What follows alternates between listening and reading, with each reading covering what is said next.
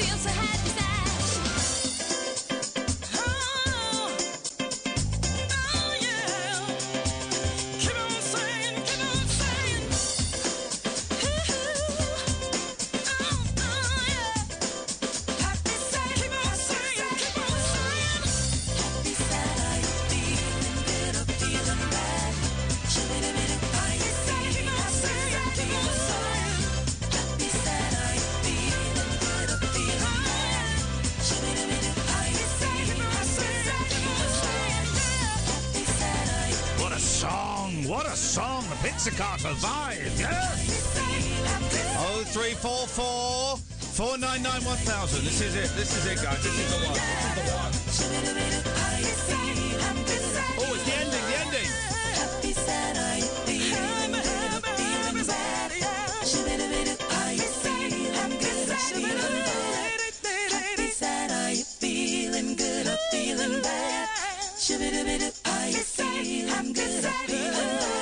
Forgotten how good the ending was to that. It's good, isn't it? Pizzicato 5, the late night alternative. I'm Iain Lee. Catherine Boyle is sat just there. Hey! And we are weeknights on Talk Radio. You can listen on DAB. You can download the app, or there's a third option, and I can't remember what it is. You can listen on your generic Bluetooth speaker. Alexa, play Talk Radio. There we go. We're in. Good evening, Alan. Good evening, boss. Evening, Kath. Two questions for you. Got two questions for you. We're going in heavy. What's question number one? What happens when you die? Ooh, a very philosophical question. Isn't it? What happens, Alan? What a great start to the show. We're asking Alan Caddick the question, what happens when you die? Well, it depends on how well behaved you are or not. Do you believe that? Seriously, what do you genuinely believe?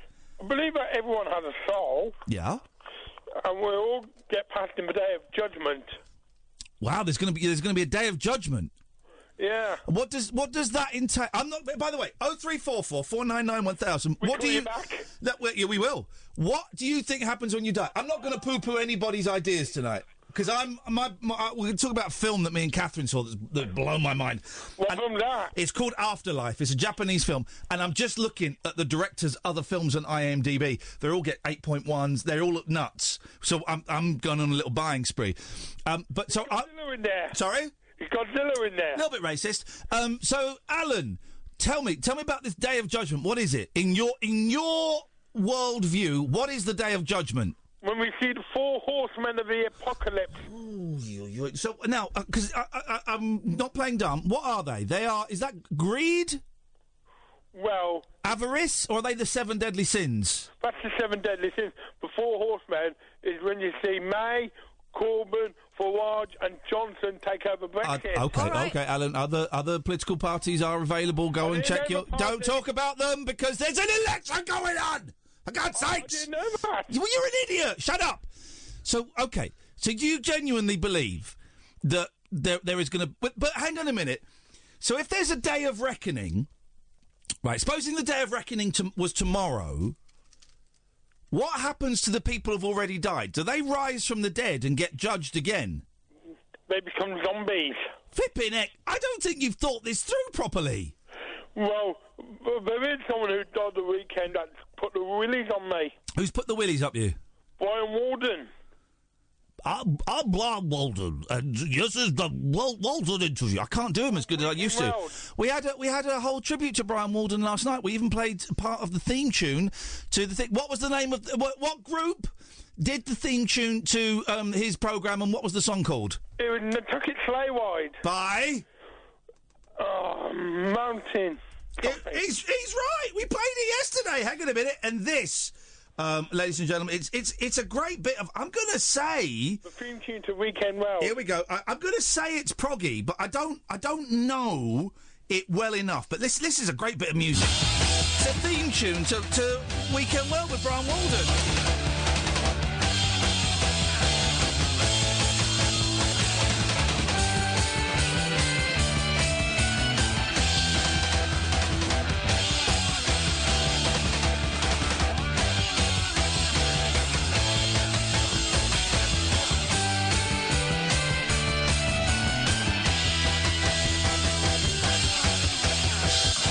To the ending.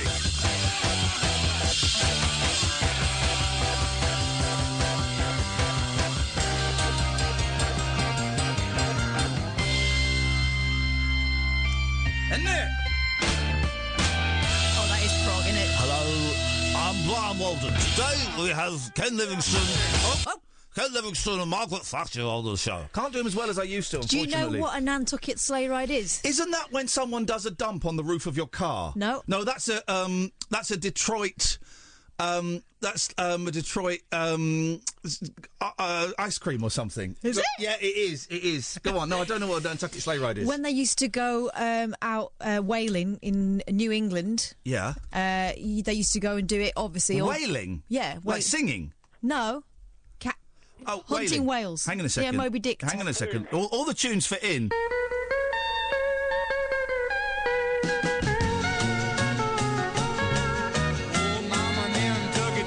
Right. Songs with Nantucket in, guys. 0344 499 1000. We got a show. Right. They would see the whale. Songs with Nantucket in. And they would have a specialist who would actually, spear the whale. Yes! So you'd have a spear in the whale, and the rope was held on this little boat. And when the whale got speared, obviously it didn't like it, and it would take off. And that was the fastest a human being had ever gone. So the whale could pull them off? Yes. And very fast. And it was called a sleigh ride. Yeah. Let me see if I can time that. Let me see if we can just time that perfectly. Hang on a second. We're going to go back to there. Nope. Hang on. We're going to time this perfectly. Sleigh ride. Hang on a minute. We're going to do it. Here we go. And that was called a sleigh ride. Doesn't quite fit.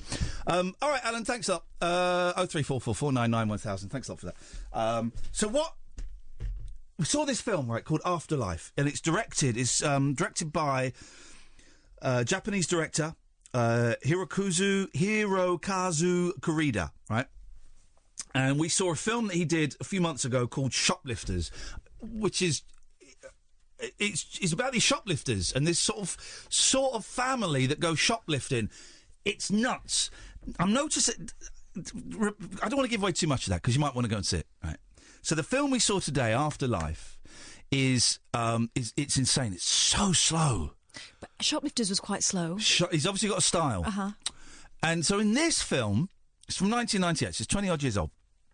When you die. You sort of go to a waiting room for a week, and there you have to choose the one memory that you want to carry with you into eternity. And once you choose this one good memory, and then what this team do is they make a film of this one good memory, and you watch the film, and then you get transported into whatever, the ether, and that's the only memory you've got with you for eternity. But when I heard that premise, I thought it was going to be like, in the traditional idea where you have to watch yourself in that scenario, like sort of Ebenezer Scrooge style. No, they made this sort of really cheap film. They do it in a studio. Yeah, they've got a studio in Limbo, in heaven.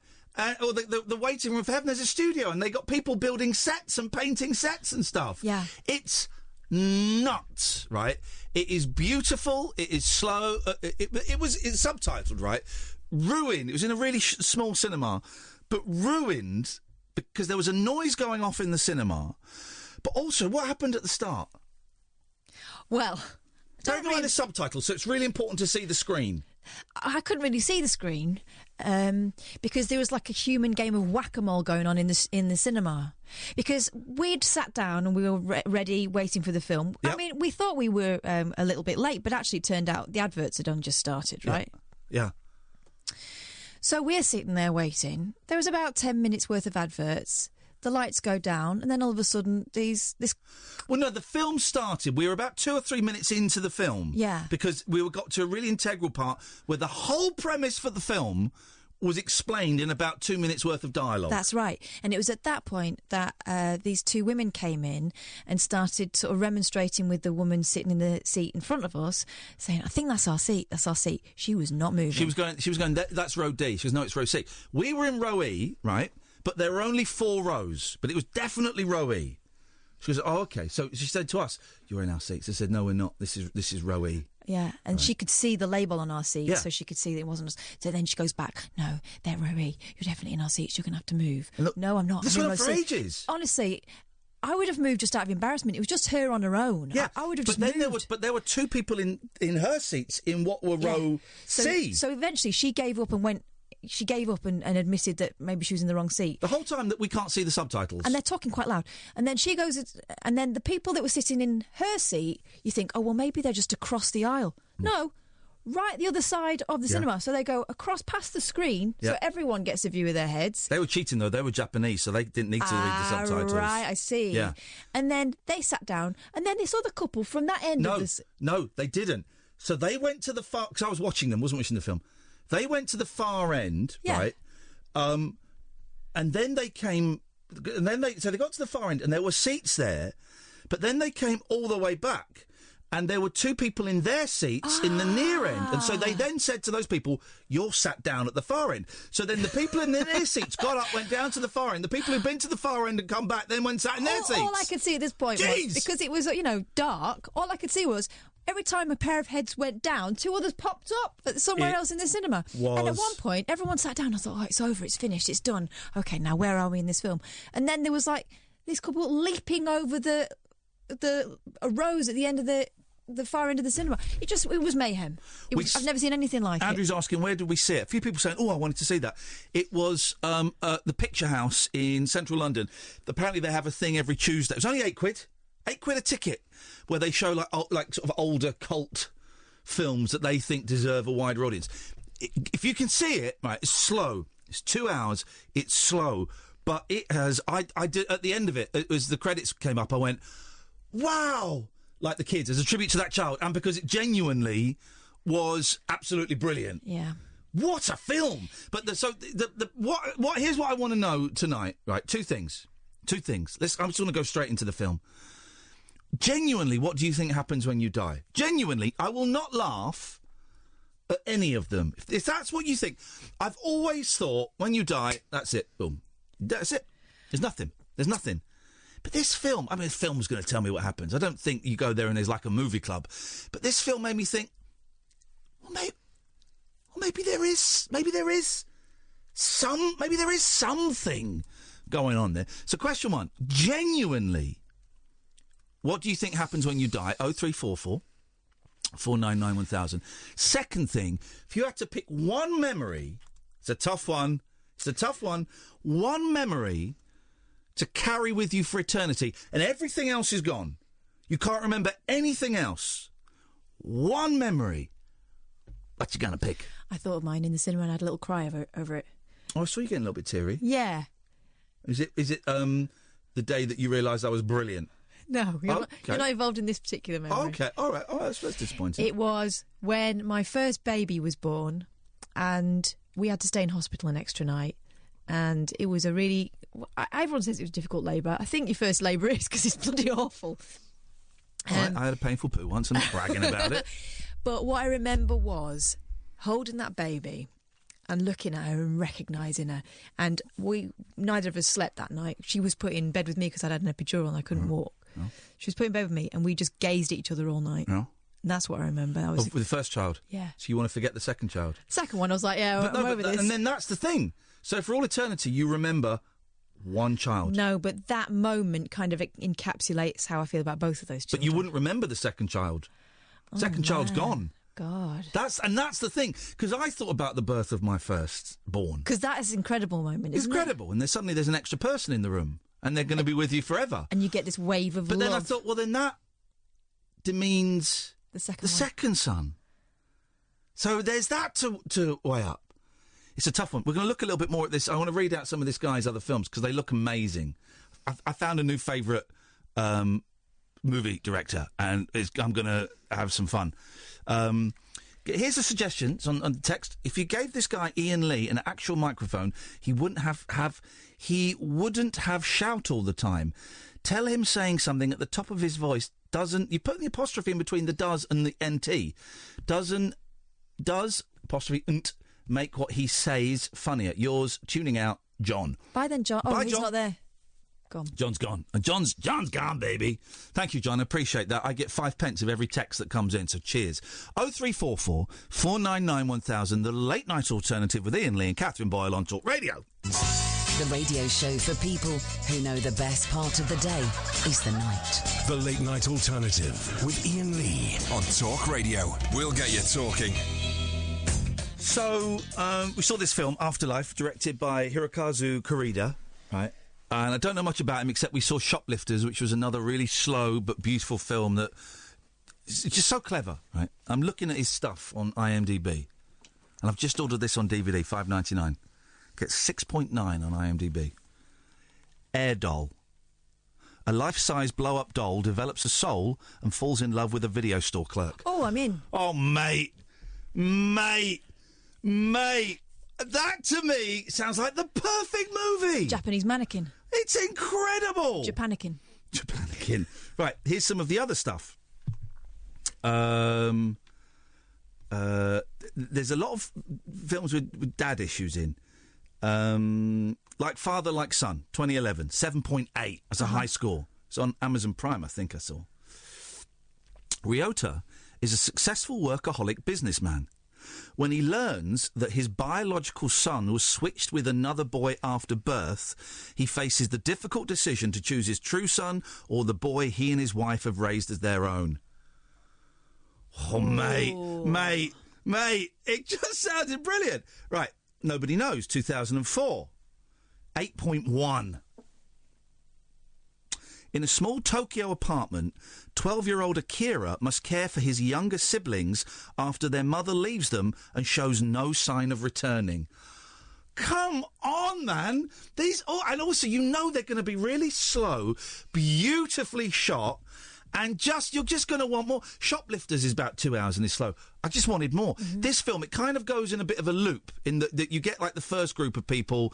You spend a week with the Afterlife. You spend a week with these people that have died and going through, and then the end, spoiler, with the next week's worth of people. Yeah. But we could have watched that second week. Absolutely. So you see you see the whole process, but then there's kind of a continuation from the last one, without being a spoiler. So you think, I could just have another half hour of that. I could another hour of that. But it would be never ending. But it was beautifully done. 7.1, Distance from 2001. Members of a cult modelled on Aum Shinrikyo, who did the sarin poisoning, sabotage a city's water supply, then commit mass suicide near the shores of a lake. Family members of those affected by it meet at the lake to observe the anniversary of their loved ones' deaths. They all sound incredible. I've got to see if there's... during the break, I'm going to see if there's like a box set or something, because they just sound absolutely amazing. And we never saw Ian again. No, man! Busy watching those films. This is what I want. I got some great movies to watch. 0344 499 1000. We put those questions out. Genuinely, what do you think happens when you die? Feed my mind. And if you had to cling on to one memory forever at the expense of all the others, what would it be?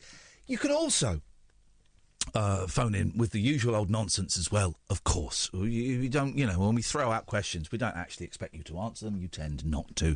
That is fine. You can phone in with the usual nonsense. 0344 499 1000. Let's go to Ian. Good evening, Ian. Hi, good evening. How you doing? Well, I'm all right. I sunk a little bit today, but I'm all right. I'm good. How are you doing? Tomorrow's a new day, right? Tomorrow's a brand new day, and I'm meeting Tony Slattery tomorrow, which I cannot wait. Okay. Good times. What can we do for you? Well, there's a couple of things. Yes. I heard the Brian Warden theme, and I hadn't heard that for years and years and years, not since I was a kid. That really brought back some memories. I bet it did. And I wonder, have you ever heard the World in Action theme, which was like really, really prog rocky? Now, it was, wasn't it? And I'm trying to work... Let me see if I can remember it before I play it. Well, before you do, there's one on YouTube called Jam for World in Action. It's got, like where it breaks down into a really sad bit at the end. I still listen to it in the car. The theme tune to World in Action. World in Action. Was that the one with the man all like splayed out? Yeah, you saw a willy. Yeah. You saw a willy on telly. What's that called? The Protein Man, is it called? Da Vinci, isn't it? Here we go. World in Action, 1981. Here we go. Oh, it's an advert. Hang on a minute. Talk amongst yourselves, guys. Talk amongst yourselves. Here we go. Hang on. Oh, what is it? What was the theme? Here we go.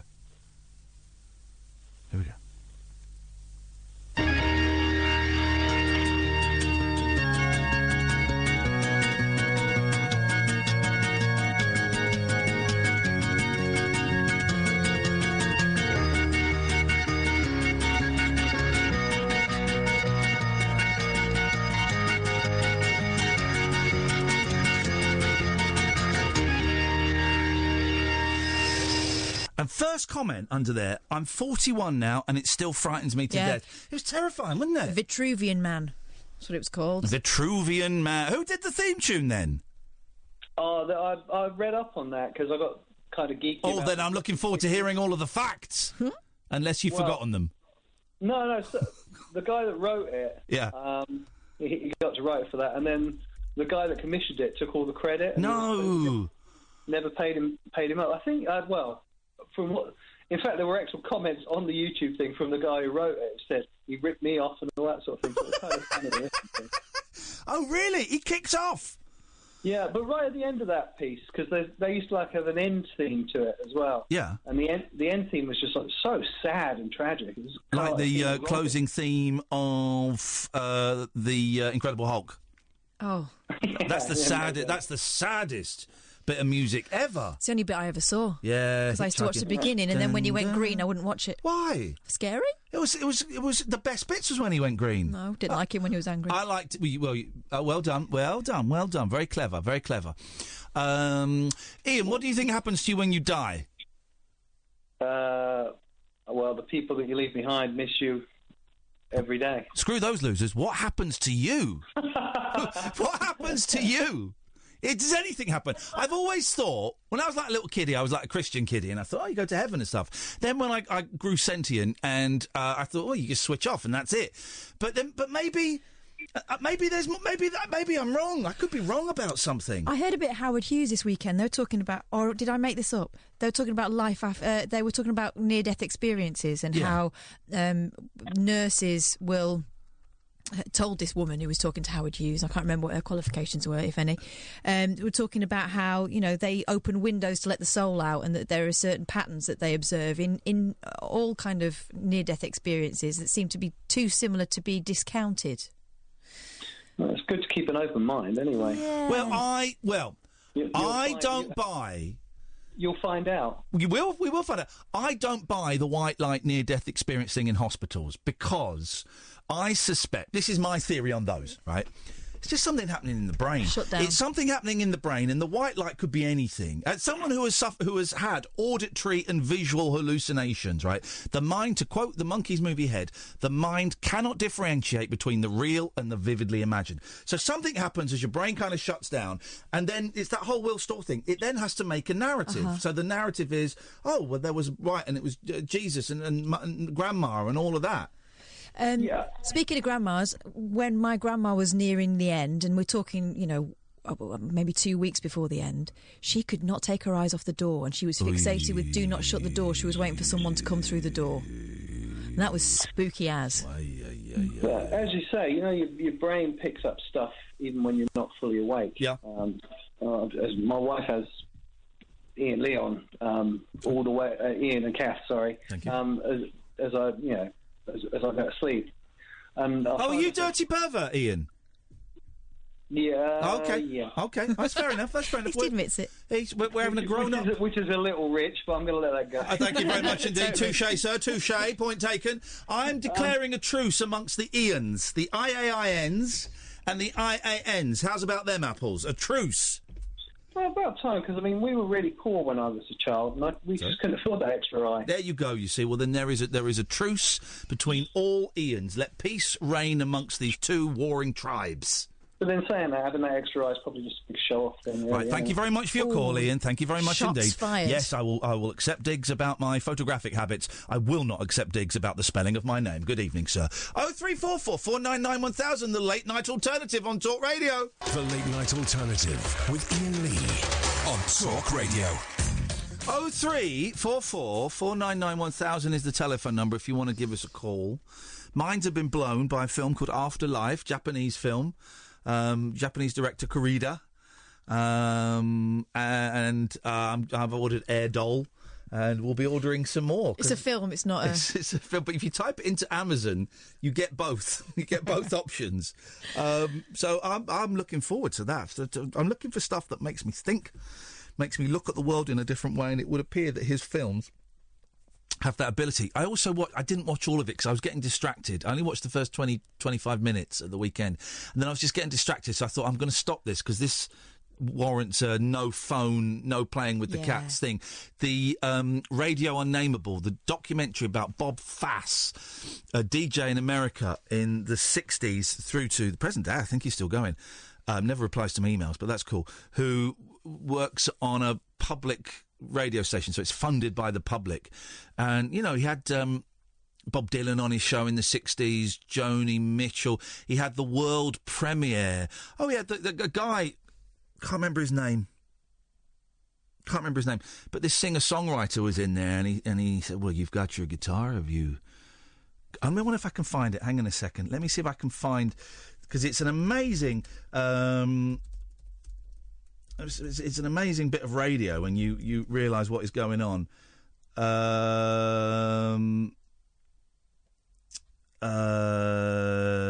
I'm not going to find it. It's Jerry Jeff Walker. He says, so Jerry Jeff, you've got your guitar. Would you like to do a song for us? Guy goes, yeah, this is a song I wrote today. It's called Mr. Bojangles. Oh. And he plays Mr. Bojangles for him, and it's like the world premiere. Incredible. Absolutely incredible. And it's a really good documentary. I watched it years ago, really inspiring, about a maverick and an outsider. And, anyway, I got up to the bit where they do the fly-in, where thousands... He says, we're all going to congregate at JFK Airport at midnight if you guys want to join us. And like 5,000 hippies turn up. And it's just wonderful. It's a really good film. Anyway, 0344 499 1000. Let's go to Jessica. Good evening, Jessica. Hello, Ian. An irregular caller, but always a joy when I see your name pop up on the switchboard. Oh, thank you. What happens when we die? Well, I mean, I could quote Keanu Reeves. That was a pretty good answer, wasn't it? Which answer? About the zombies? No, I think he said something like, I know that people that are left behind will miss you. But that's what happens to the people around you. I want to know. Yeah. I want to know what happens to you. I don't know. Well, no one knows. No. You must have thought about it.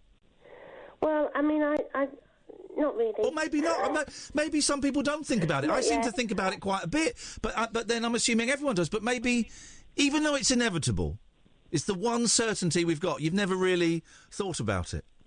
Well, I mean, I think it's that thing where you don't think about it because if you start thinking about it, it'll just finish you off. Yeah, well, I suppose so. Here we go. Here's a good question, a good thing from Briggsy. Ian, do you remember what it's like before you were born? That, innit? Yeah, but my 7-year-old says that she was in space. What? I don't know whether she's been having a word with my mum or something, but she reckons she was in space waiting. There was talk in the film, right, about some people, what's the earliest thing you can remember, right? And my first earliest conscious memory is 3. Right, it's being 3. I remember crouching around the coffee table, looking at my mum, thinking, I am 3. Remember it? Or at least I think I do. I have, at periods in my life, remembered what it feels like to be in the womb. I've had it. I remember when I was about 13, 14, 15, right, if I went for a doze on a Sunday afternoon, I would get this feeling of being like sort of a numbness and feeling of enclosed, and it was really familiar, but I never said this out loud, but I could never put my finger on what it was, and I would lie there thinking, what is this? I remember this feeling. What is this feeling? I know it. I really know it. And then years later, looking back, I went, oh God, that's what it felt like to be in the womb. So when I don't remember being in the womb, I remember the feeling. Or I've done a Will Store and that's my brain explaining that strange feeling. I think that might be what it is. Get out of town, Jessica! No, you don't know what it was like in my mum's womb. Yeah. With that kind of thing, you look at photographs. Yeah. And you make an association with that photograph. I mean, I've done that. My mum gets out the photographs and you see yourself at 2 and you think, oh, I remember that, but you don't. Yeah. Yep. You've just seen that photograph, and because of that photograph, you've imagined what that was like. I do think a lot of our memories are what we have been told by other people. Yeah. All of this talk, can I just say, all of this talk is reminding me, it's reminding me of something. This photograph. Every time I do, it makes me laugh. I get so red. What the hell is on Joey's head? I've told you about the singing before, so I'll let that go. Thank you. But ironically, I heard a tune this morning. Yeah. I was in a conference. I heard a tune this morning, and it made me think of you. That's what made me call you. Go on. What tune's this? It was Cannon and Ball. Do you remember when you used to play that Cannon and Ball song? It was Together We'll Be Okay. Oh, man, that's a great song, isn't it? It's such a great song. And I was in a conference this morning. It was quite boring. But they opened it up with that song. It was like a plenary. There was about 250 people there. And they played it, and then they said, oh, what does that make you feel? Oh, God. And because I'm like what I am, I put my hand up and I went, oh, it makes me think of Iain Lee. And honestly, Ian, I swear to God, there was 250 people in this conference, and about 10... Where's this going to go? Which is probably about 4%, went, yay! Yes! 4%! I will take that! I was worried as to where that was going to go. I'll have 4%. You think 4% shouted like knobhead? Yeah, the other 96%. Not that tosser. At least 10 people went, yay. And then one of the people afterwards pulled me and went, oh, you're the person that said about the Iain Lee thing, aren't you? And I went, yeah. He went, yeah, I listen. I went, good. Oh. There we go. Jessica's great. You see, that was the purpose. She phones like once every three or four times a year, but everyone is a zinger. Everyone is a zinger. What? So, did you learn anything from this course? Did you come away with anything from this course? Only really that I love that Cannonball song to the extent that I downloaded it on Spotify and listened to it on the train home. There you go. There you go. It's a great song. Hey, nice one, Jessica. We'll speak to you May, June, July, August, sort of September, October time. Okay. Nice one, thank you. 0344 499 1000 is the telephone number. Jasmine, who we know is nuts, has tweeted, I remembered waiting a very long time for my mum to become old enough to get a baby. This is Jasmine, who's done several, thank you for this, Jasmine, by the way, several of the transcripts for the book. Now, English is not her first language. Yeah. So there's quite a lot of guesswork and just made-up stuff in her transcripts. Yeah, that's why the transcript's taking a little bit longer. Not just because of Jasmine. Some people who have English as their first language have a similar technique. But it's not, it's not their fault. Jasmine, can you call in and explain this? I remembered waiting a very long time for my mum to become old enough to get a baby. So you're saying you remember pre-conception? This is conception inception. 0344 499 1000. Mandy, stay there. Come to you in a second. This is Talk Radio. The Late Night Alternative with Iain Lee on Talk Radio. Jasmine, you have to call in. So she texted in or tweeted, I remembered waiting a very long time for my mum to become old enough to get a baby. Then she's replied, I was top of class in English. Okay, well, then you've got no excuse. So yeah, I did a degree. I also found it tricky translating into a different language. And then she replies, and this is actually true. Which is true, the memory or the top of class in English? I was top of class in English. It's not great English, actually. Call in. You don't remember your mum waiting to get pregnant. You don't remember that. Well, you can't remember that. No. No? Why are you even questioning that? God, they're driving me nuts. I'm sinking to their level. I am sinking to their level. Mandy! Yeah. How are you doing? Yeah, like your coconuts. Yeah, like your coconuts. It's inappropriate, mate. Chicken baby. I didn't mean like that. I genuinely just meant coconuts. Why Here's a question. Good evening, Good evening, ladies and gentlemen. Thanks so much for having me. It's great to be here. Here's a question for you. I don't know if you ever wondered, why are coconuts so shy? I was on my way to the gig this evening, and I was just thinking to myself, why are coconuts so shy? They don't seem shy to me. Coconuts shy? I don't think so. No, I'm not sure. Anyway, I saw a coconut. I went up to it. It seemed very friendly. Hello? Oh. Hello? Hello? Is this on? Is this thing on, guys? Okay. I've got another 20 minutes of this. You wait till I get to my banana material. Mandy, what can we do for you? I was just ringing to give you some answers to your questions tonight. Here we go. This is it. We don't need any more calls after this. We're done. Oh, is this the last one? Well, if you got the answers to the questions, then we don't need any other people calling That'll in. be the afterlife sorted, won't it? That'll be it. Go on, Mandy. Oh. Well, it's not that interesting. Oh. But should we cut you off? Have you ever listened to Nickelback? A couple of singing comedians called McLean and McLean? They're from many years ago. I don't know McLean and McLean. Is it? I know the McLeans. I don't. Is it Don? Yeah. Is it Don McLean and Don McLean? The American Don McLean and the British Don McLean. You know, there's a British Don McLean. Yeah. No. I think it's something you might enjoy. They take the O out of country.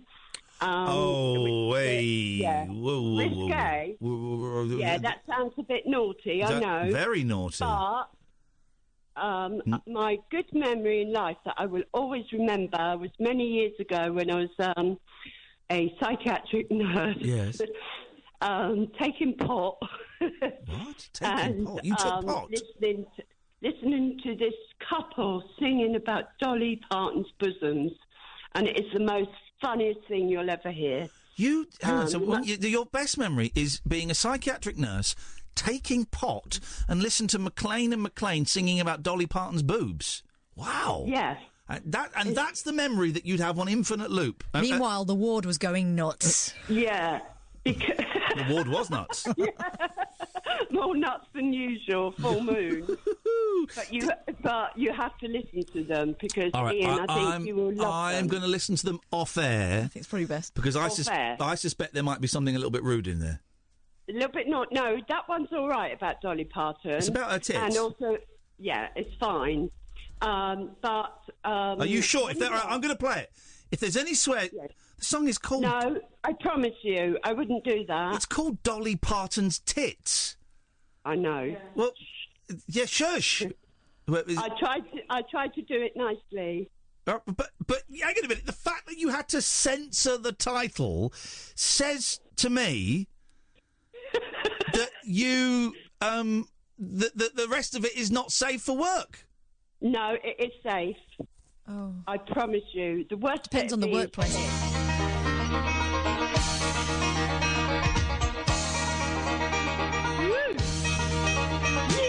like to see the coyote eat the road runner, and I'd like to see Knievel blown to bits. There we go. I'd like to see Rex Humbert lay his hands upon Bobby B, but I'd love to see that Dolly Parton. Okay, I think we get the idea. The idea. They are big and soft and round. All right. They don't make a sound. But okay. Listen. What do you think happens when you die? Because I think I may be experiencing it now. You don't. Nothing happens. You go to Nevada. You go to some big, lovely, comfy place that you wouldn't even know about. Yeah. Nevada. Nevada in America. Not Nirvana. Oh, is that the one? It might be Nevada. I'd go to Nevada. I've heard it's very, very nice there. Sorry, I've had a few to drink and I'm with my friend and I've introduced her to you tonight. And she loves you. Well, I love your friend as well. You go back and go and take some pot with your friend. Thank you. Hey, Double N, thanks for the texts. I'm really looking forward to meeting you on Saturday so I can punch you. Double N is a nut job. Up and down. Polite and rude. Coming to the show at the weekend, brilliant. I'll have a nice chat with you, mate. Don't send me nonsense like this. Don't take me on tonight, you will lose. Well, all right, I won't take you on tonight. I'll see you at the weekend at the shows in Manchester. We'll talk about it then. What's going on there? Absolute Fruit Loop. Let's go to Dredge. Good evening, Dredge. So I was just eating some tea cakes. Now, are they tunnocks? No, you're just going to say tunnocks like that. I'll do that again. Oh, okay, sorry. I forgot the script, sorry. I was just eating some tea cakes. Tunnocks? It's true. And this is why we got Dredge to write the introduction. This is why Dredge sent us an introduction to the transcript book, even though we hadn't asked him, and even though I was planning on asking Bob Mortimer, and now we have an introduction by Bob Mortimer and by Dredge, and that is why, because of material like that, Dredge. You and Bob Mortimer have got the introduction to the book. Imagine. That's unbelievable, isn't it? Nuts, so isn't it? I mean. What happened? What is it on? It's not on the same page, is it?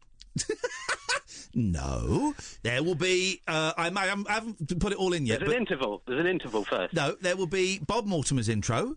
Then there'll be yours. Then there'll be a piece that I've written. Then there'll be a piece that Catherine's written. And then we're into the transcripts. That's amazing. And is it like? How big is this book? Is it like vast? It's really long. It's about 200 pages. Blow me neck. Yeah. You don't get any money for it. Do you know where I'm up to at the moment? 126. 126. You know, my introduction is at 50 pages. Yeah, I know exactly. That's why the book is 200 because it's. So is it? What, I mean, how are you going to do this? Is it like got a cover and things? No, we're just going to send out some pages with a paperclip holding them. Of course, it's going to have a cover, you muppet. Well, what's wrong with paperclips? We're going to do it. There's a website called Lulu, so we're going to self-publish it. There's a website called Lulu. I don't know exactly how much they're going to charge to make each book. They make it as it's ordered. You order it from there or Amazon. And we need to work out how many pages because that determines how much they charge. Then we put a few quid on top of that, and every bit of profit that doesn't go to Lulu goes to the Samaritans. Oh, it's amazing! It's really amazing. I couldn't believe it when you tweeted that about Bob Mortimer. Yeah. That's incredible. Oh, he's written some really nice words, and you've written some really funny words. Bob's is not funny, but it's nice. Yours is funny and not nice. And it's honestly, it's a funny book. The bits I've read are funny. Yeah. What I was going to ask you, what's all this about acting it out? Thanks for listening to the show. So, we Did you do that today? We mentioned it several times over a period of weeks. We have got a silly idea of doing like an evening where some of these works are performed and people can make movies or animations or get up on stage and act them out. But instead of acting them out like it's Ian and Catherine in the studio and there's a caller, you do it like in the laundrette or a bus, so it's like a real conversation. You know, like sometimes they'll take Shakespeare and put them all in straw boaters and it'd be 20s and 30s, that kind of vibe. You can do it wherever you like. Yeah. Okay.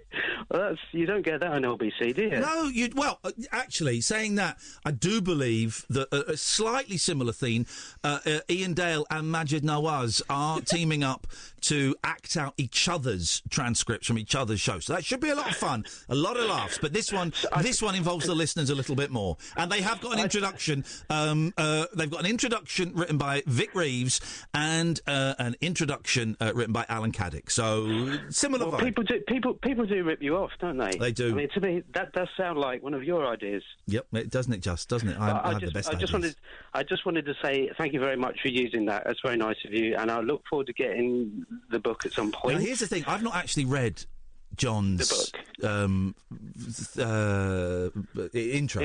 So imagine introduction is the word you're looking for. Imagine if I just go home and read it tonight, and it's all N-word this, C-word this, F-word this, all inappropriate jokes, and I go, oh God, well, I've said he's in it now, and it's like really racially aggressive. Mm-hmm. He strikes me as the sort. That's Danny Baker's introduction. Don't say that. Hey! Don't say that, please. Danny Baker. Who'd have thought No. it? Who'd have thought it? But it's you know, it's going to be like a very nice introduction, of course, very nice. No, you haven't read it though. I have read it. Of So course you're I've going. read it. I'm not going in blind. Of course I've read it. And it's good, and it'll be a nice little book. It's going to be. It's good. You know, we're not going to sell loads, and it'll be a nice. What is this? Is this 7A Publications now? Yeah, sure. Why not? Let's call it that. No. Sorry? Rabbit Hole. Okay, fine. Rabbit yeah, Hole. I don't get. It's not. No, it's not. It's. Who cares? It's coming out. Double N is now saying that was directed at Talk Sport. Yeah, all right, buddy, all right, wacko.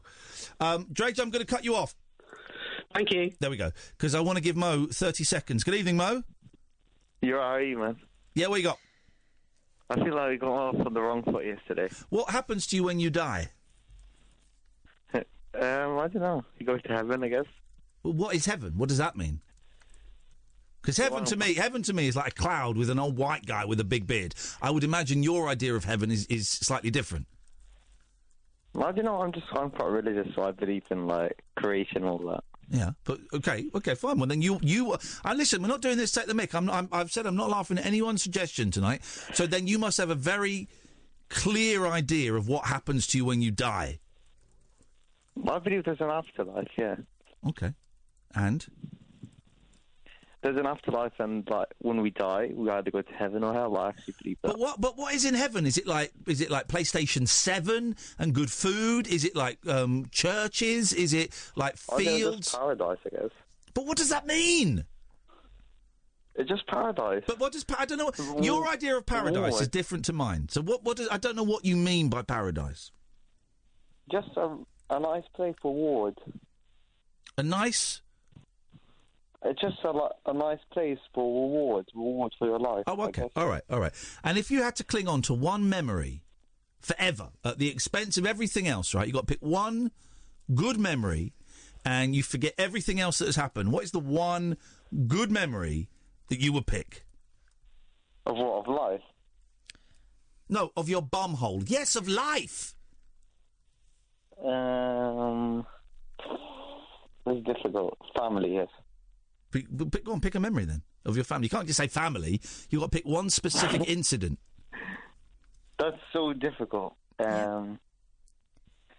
Probably my team winning 4-0 in the Champions League.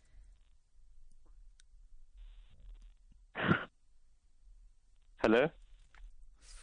That's your best memory in life is your team winning 4-0 in the Champions League. Yeah. Yeah, because like your team. Your best memory. Not your mum. Not a beautiful moment from your childhood.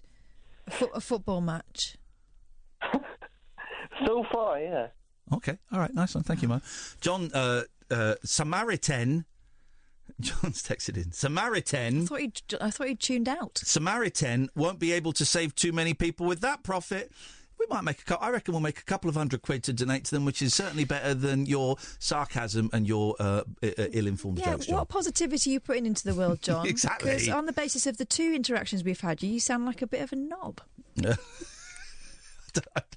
don't know if it's the same guy that texted in earlier on. So really? I don't think it is. I'm looking at the John, history. Team John, sort yourselves out. I don't think it's the same guy. John's, honestly, you need to sort this guy out. He does text a lot to our show and hates us. Gosh. I love it. I get 5 pence for every text. Keep them coming in. Jasmine and Cleo, stay there. This is the Late Night Alternative on Talk Radio. The Late Night Alternative with Iain Lee on Talk Radio. We have ways of making you talk.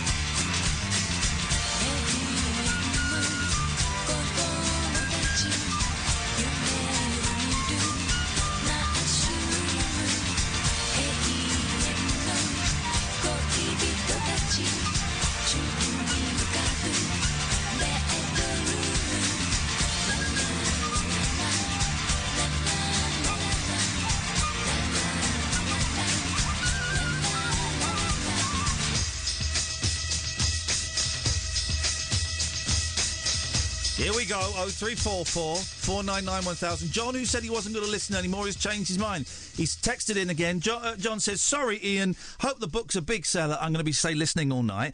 Double N, who I thought was sending in abuse, has said, "Oh crap, that one was not meant for you.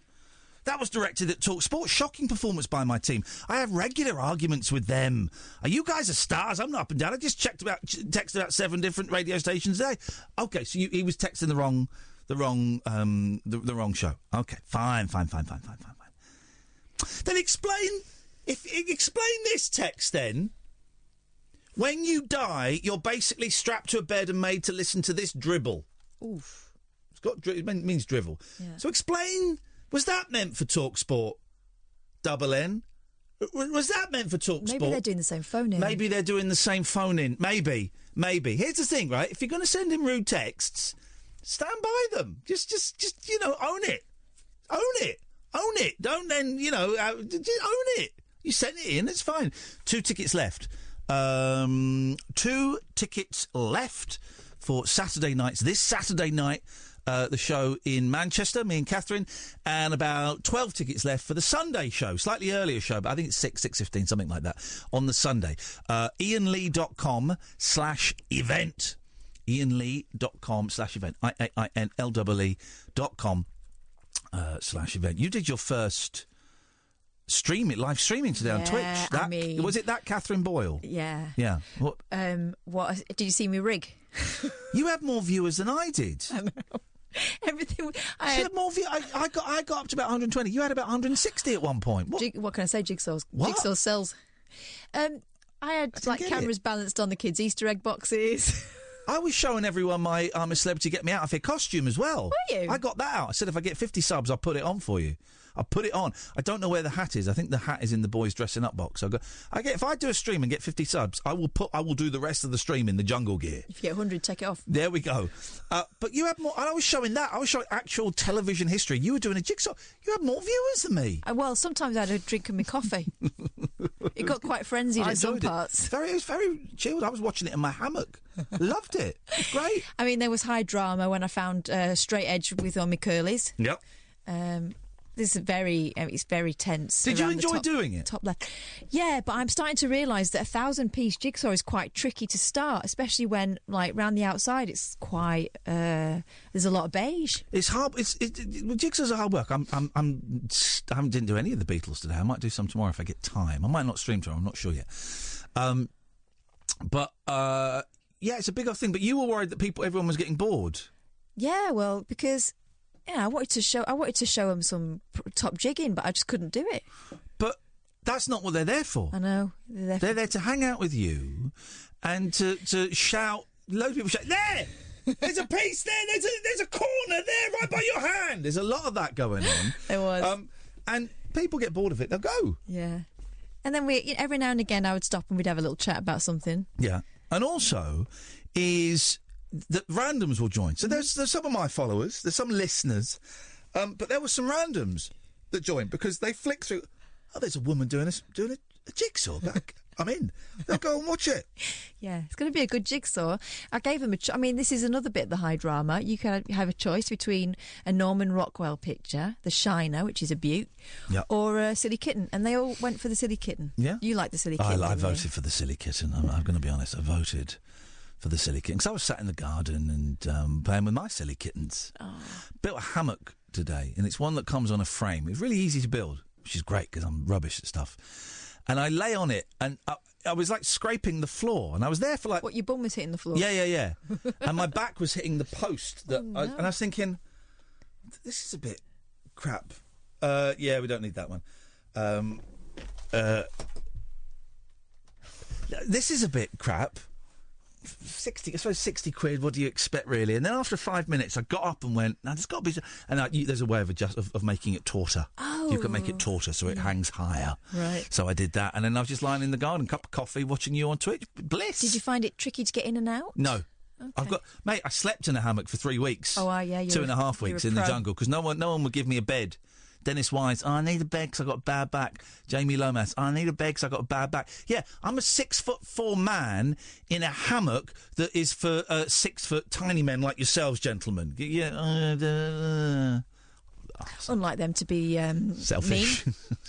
But yeah, I dug out because I'm the only person in the history of I'm a Celebrity, Get Me Out of Here that's been allowed to keep nearly all of the gear. I haven't got the vest, haven't got the shorts. I've got the trousers, got the T-shirt, got the shirt, got the belt, got the socks. I've got the shoes somewhere. I don't know where the shoes are. And I think the hat is in the boys' dressing up box. I meant to look for that today. Do they still smell a little bit? No, I've cleaned them. They're all clean. I sniffed the socks. They were the cleaner of the 2 pairs of socks. Mm-hmm. First socks, you only get 2 pairs of socks, and the first ones I ruined in the first 20 minutes because I had to crawl through fish guts. You can't get that stench out. No.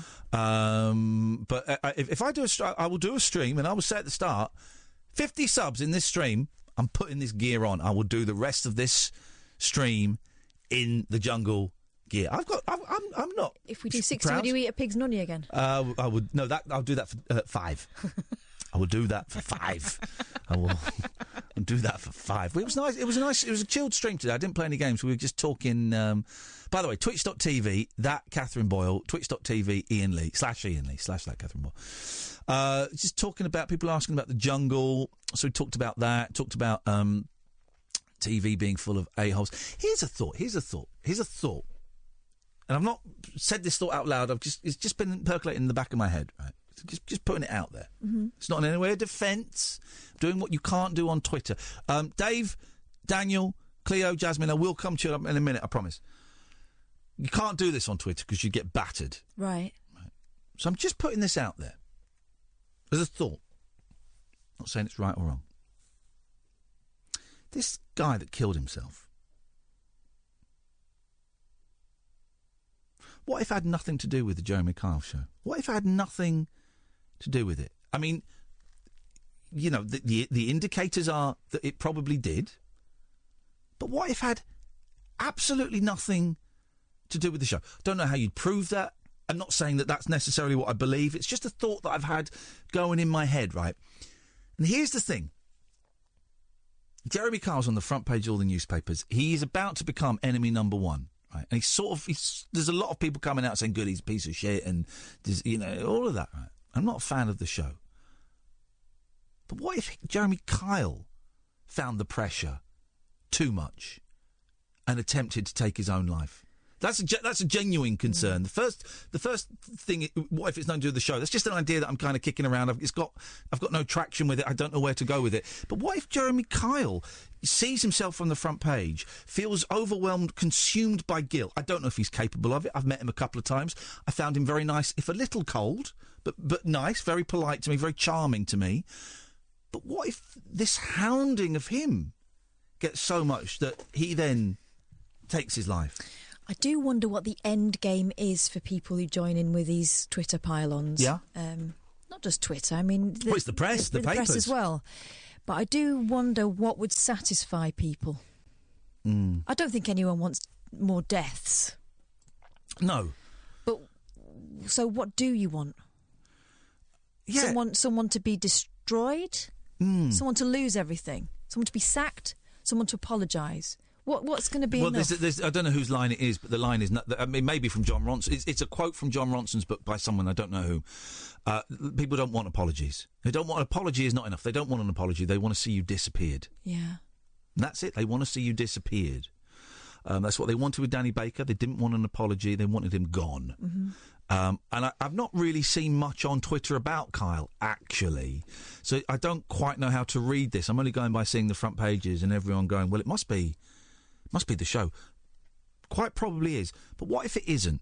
What if it isn't the show? There's 2 thoughts. What if it isn't the show? And this was I don't know. I don't know where else to take that.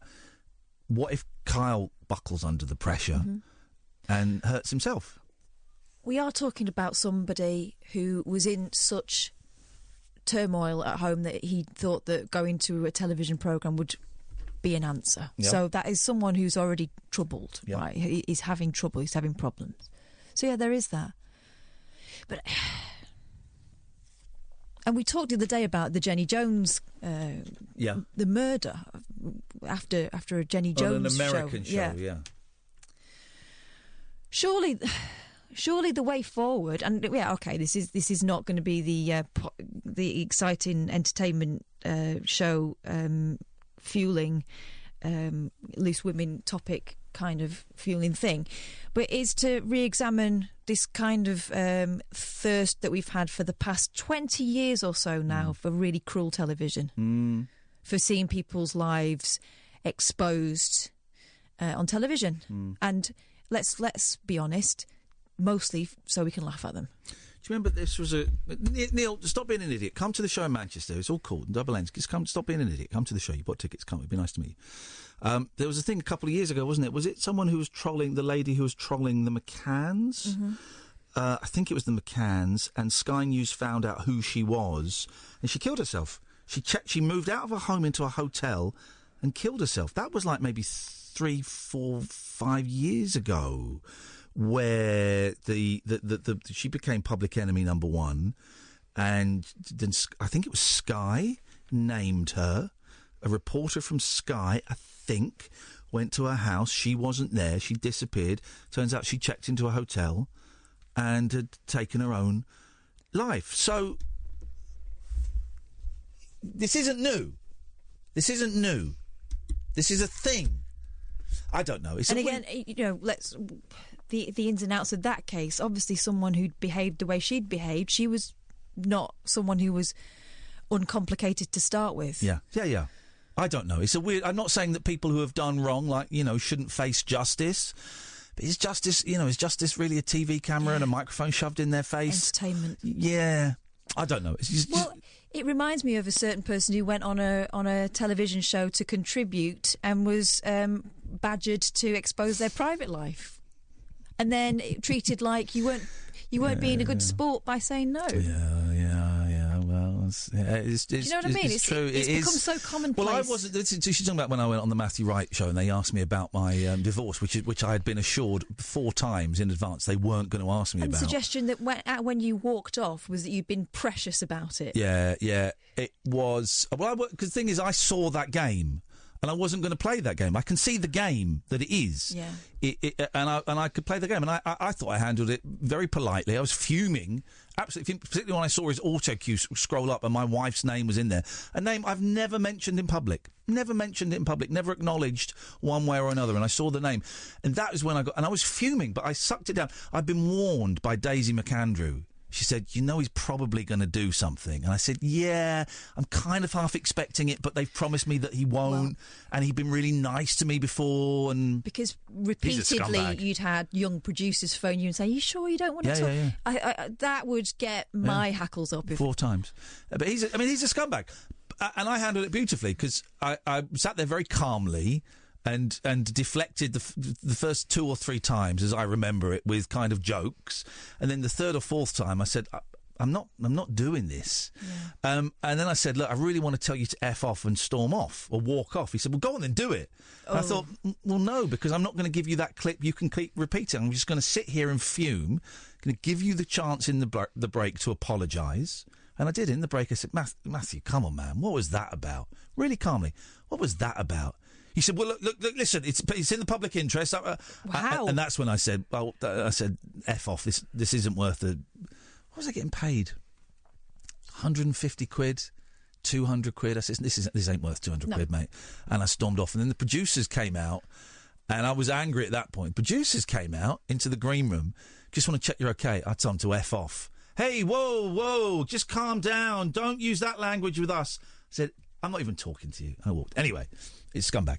Right, we'll have a break, then we're going to go to Jasmine. We've got loads of calls lined up. This is the Late Night Alternative on Talk Radio. The Late Night Alternative with Iain Lee. Doing lots of things that we don't know about, we can't control. On Talk Radio. Yes, great. Big old full switchboard, so I'm not going to give out the phone numbers, but Barry, Daniel, Dave, Jerry, Paul, Chris, stay there. We'll come to it. But Jasmine has called in first. Jasmine, you remember... Well, tell us what you remember.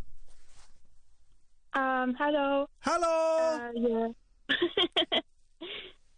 Yeah. One day I just had like this memory of me waiting somewhere, and now I don't really understand where this was. What? Hang on. So, what was the memory? Me waiting and watching a bit of my mom's life, but very, very fast. And that she was farting? now I've just seen parts of her life, but it was like I was waiting for an eternity, but also the time didn't matter. So, you remember a bit of your mum's life where you were waiting for her to conceive you? Yes. How do you remember? How do you know that that's a real memory? You know, you never know, but it was like, it's like real, and I had it as a very little child, and it never left me go without it. And so you had this as a young child?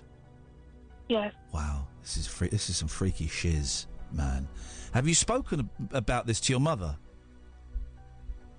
A few times, yes. And, I mean, could you, give, locations or clothing, or could you say stuff that she could verify that you would only know if you had been there before you were born? Yes, one thing is that I could see her face when she was young, and then she showed me pictures of it years later, and it was exactly her face. Holy shit. How do you know that you hadn't... Hang on a minute. I can imagine what Kath looks like young, and I've only ever known her old. I can imagine what she looks like younger. You know, less haggard, less bitter, less grumpy, less frustrated and disappointed with life. You know, the same height, small, but less grotesque. Yeah, but I think I'm that kind of human who can't really see that. Okay, you can't imagine what people look like a few years younger. Wow, okay. Okay, well, my second question then is, how do you know that you'd not just seen a picture of your mum and then, implanted that in your head and then done some, made that up, then sort of time travelled a little bit in your head? You never know what happens, what little children really can see and whatnot, but I've heard crazy stuff about it. Yeah, okay. Do you know if anyone else... I've never heard of this before. Has anyone else ever had this experience?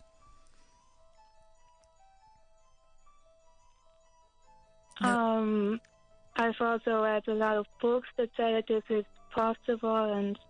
Here's what you have to do. Do you listen to the Howard Hughes show on a Sunday night? Yes, definitely. You have got to phone Howard Hughes up this Sunday. He takes phone calls, but not many people phone him up. You have got to phone him up and share this story, because he'll be able to ask questions that I can't think of. And also, me and Kath will be listening on the way home from Manchester. Yeah, but this is such a little thing, and he has such big guests on. I don't think I'd have a chance to go through. Oh, no, you definitely would, because he's always... Here's the thing, we're the only show that gets phone calls, right? And I know for a fact that Howard wants phone calls, because he asks for them, but no one ever phones up. I guarantee, Jasmine, if you phoned up Howard Hughes on Sunday night, you'd be on in the first hour. You would make his night. And also, he will ask you some good questions, but he'll believe you. Maybe, yes. I can write to him. Okay. And then let's see what happens. Okay, very... And Jasmine, because I'm enjoying questioning you, you've got to... You die, you're allowed one specific memory that will live with you for eternity, but you forget everything else that ever happened in your life. What's the one thing, one memory that you would take with you? I'd either take my first kiss. Say that again, sorry. You do what, sorry? My first kiss, or a nice holiday with my family. Your first kiss? Yeah, or a nice holiday with a family. Okay, that sounds... My first kiss is a bit... Yeah, mine was very wet. Yeah, sorry? Yeah, it Wow, was. good, was it? No, it was very... I just remember there was this moment where I thought, at what point is it polite to wipe my face? Because this is... the overspill is quite something.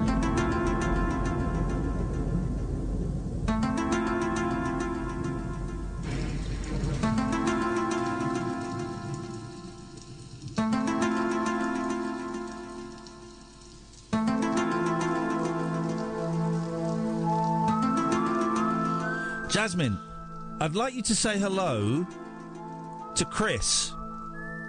Hello, Chris. You say hello to me? Hello, Chris.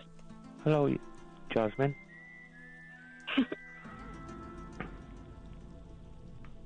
And now? Hi, Chris. How are you? More importantly, how are you? Because what you just said, I'm fine.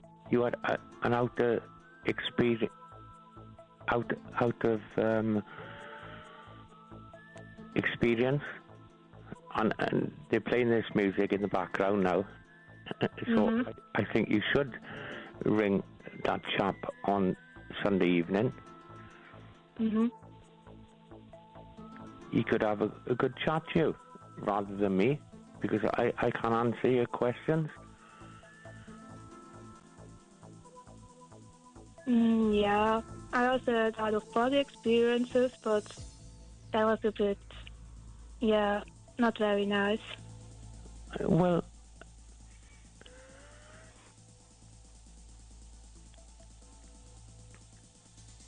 I don't know what to say.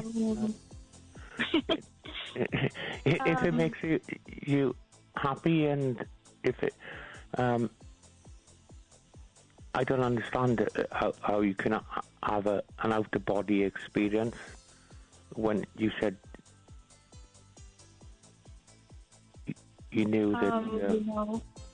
It's a stage when your body is asleep and you are still awake, and then you can leave your body. But I didn't want to leave my body.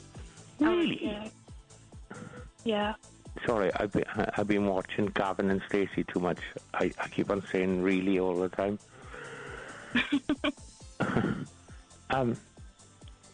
The only thing I can say, I've turned into my dad, and my dad is a. So he used to say to me,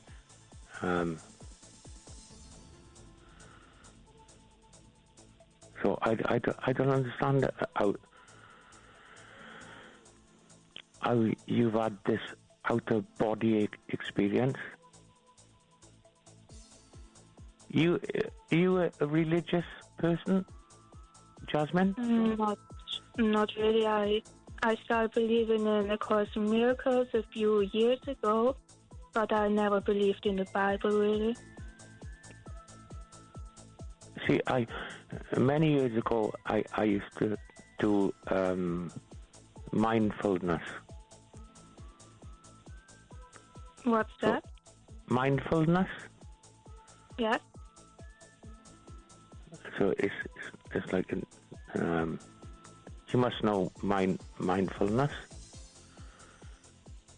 When your mind is expanded. Well, I had this one. Say again, sorry?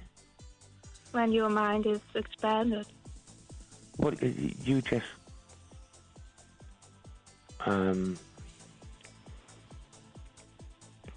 Yeah, but Chris, do you believe in ghosts? Pardon? Do you believe in ghosts? No. Well, I do, but not in that kind of ghost. It's nothing wrong with that. Nothing wrong with that. If that's what you believe in. You know, when I said about mindfulness, my friend, she... Oh, gosh. I came downstairs quite quietly. And my friend, she's got a guide dog. So I was trying to be quiet. And her guide dog takes all the toys out of the basket. So as I came downstairs, I turned on one of the, and it was a Sunday morning, and she had the music on, and right in a right. So I was trying to be quiet, and I came downstairs and I turned on one of these bleeding. One of her guide dog's squeaky toys, I found it so quite funny, actually. I did. I ran out the house. I went in the back garden. I know people often say that pets can see ghosts because they can kind of like look in different frequencies or something. Say again, sorry. That dogs can see different things than humans because they can also hear different sounds that we can't hear. Yeah. Most definitely. Yeah, yes. Gosh. That is scary. Well, no, it's good. It's good. I guide dogs. So when you speak about things and when... But I can't believe you said that you've had another experience. Yes, so please. You can actually buy frequencies online, out of body experience, and then you can listen to it and maybe it will work. And it is scary, but a lot of people say it's great. Well, I wouldn't do it again. I don't think you had it in the first time, have you? Really? Sorry? Really? Yes, I would say really. I mean, I know there are a lot of things that we can't really explain, and this is true, you know. We hear a lot of stories, and I think that some of them might actually be true. Well, I believe in science, and I don't believe in a God. Yeah, I believe in science too, because it's obvious, but I also believe that there might be something else as well. Such as? Because science can't explain everything that's happening, and that's the scary thing about it. No,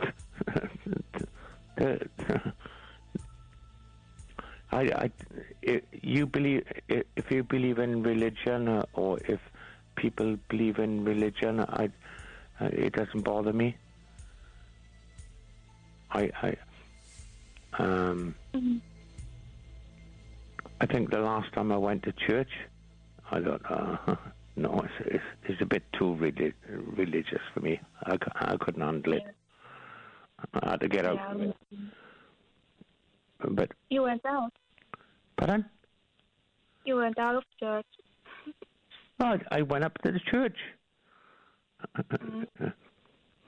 There's a movie. Is a church just up the road from me, and is a movie. I don't know if you know it. It's called Twin Town. I might have heard of this. Yes. Really? Yes. Yeah, I've heard of a lot of things, and I'm also very interested in what's going to happen after death. And what do you mean? What do you mean? What's going to happen after death? What do you mean? Where do you think you're going to go to then? What do you mean? What's going to happen after death? Come on, Jasmine. What do you...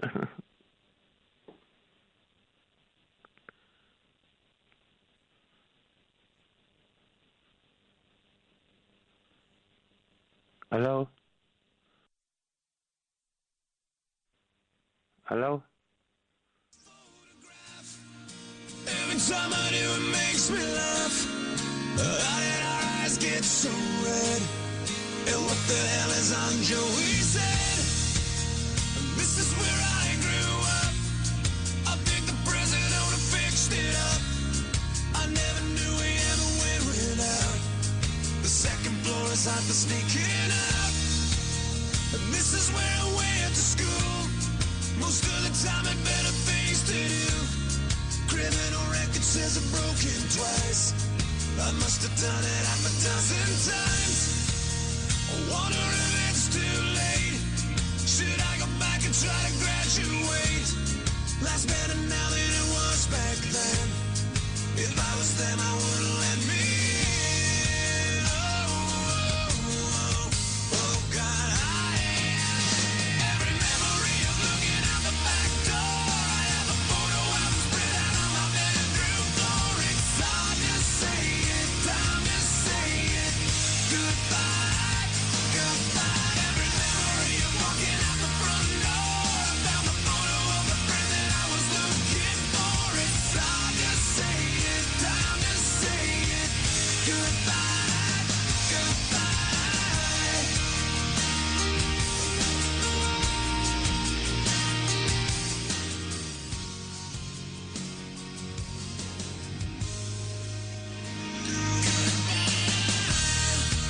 Remember the old arcade? Blew every dollar that we ever made. Yes. The cops seen us hanging out.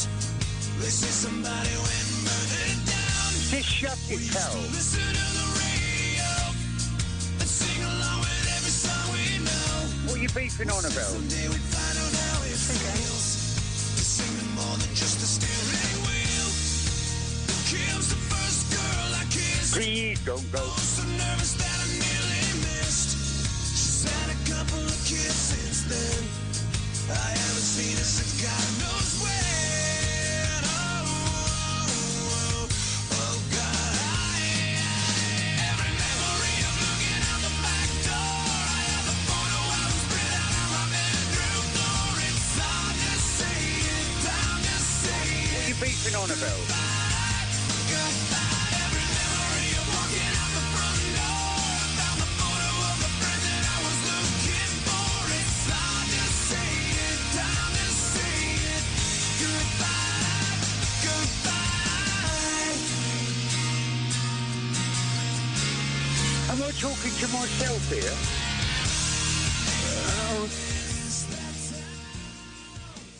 Hello?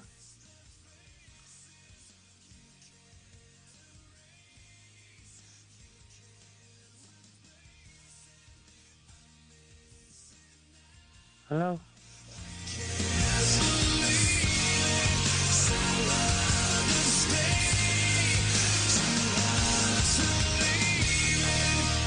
I could relive those days. I know the one thing that would never change. Every memory of looking out the back door. I have a photo album spread out on my bedroom floor. It's hard to say it, time to say it. Goodbye, goodbye. Every memory of walking out the front door. I found the photo of the friend that I was looking for. It's hard to say it, time to say it. Goodbye, goodbye. What are you beefing on about? Photograph. Every time I do, it makes me laugh. Every time I do, it makes me.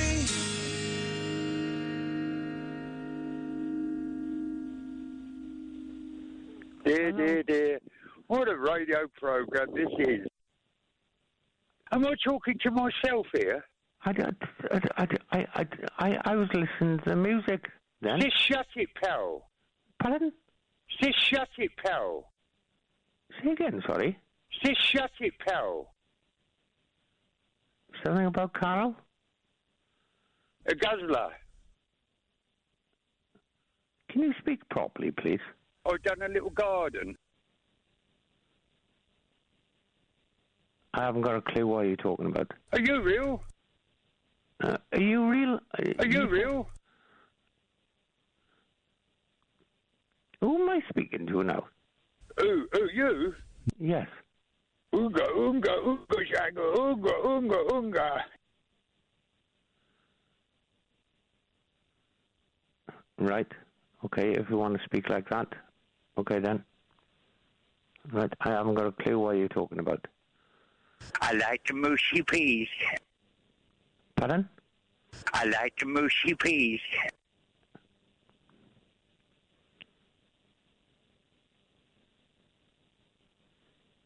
Go on, carry on. You can't wind me up. Just shut it, pal. Pardon? Just shut it, pal. I'm going to hang the phone up now because you're talking rubbish. Please don't go. You're talking about the Labour government in the 90s now. Just shut it, pal. Ian, who the hell is in Jamaica? You're winding me up now, aren't you? I did. Pardon? What are you beefing on about? Nothing. Flipping it. Siarad Cymraeg? Diolch yn fawr. Are you real?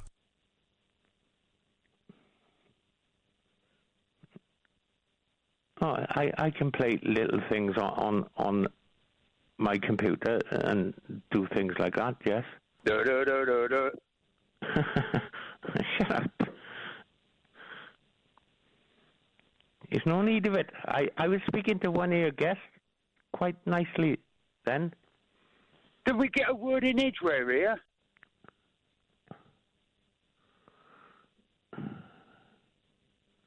I know you wind up your guests, and you're not going to do it to me. Just shut it, pal. You're not going to wind me up. I refuse to let you do it. Please don't go. It's electric, it's eclectic, it's always rule-free. It's the late-night alternative with that man, Iain Lee. On Talk Radio. Let's go to Jerry. Good evening, Jerry. Hello. Hello, Jerry. How you doing? I'm good. How are you doing? Yeah, tough old day, huh? We wanted to kick you out of the home, but police are called, barricading yourself in. What the hell is going on, man? I lost the plot yesterday completely. First time gone mad. Just lost the plot completely. How are you doing now? You bet. I saw the emails going back and forth, and I saw the home's muted responses, and that's me being polite because I think they're scumbags. How are you doing now? Doing all right. I think we're sort of getting there. Richard's all hard work. He's put a lot of work in. A lot of hard work. Who, Richard? Richard's a good man. Hours of work. Yeah, Richard is a good man. He'll say he doesn't want to mention this to you yet, but he's going to send you a bill. I think it's about £30,000 so far. So just hope you can afford that. Now Richard's a lawyer who's doing a lot of work for free to help Jerry's transition to another care home because this bunch of scumbags are kicking him out.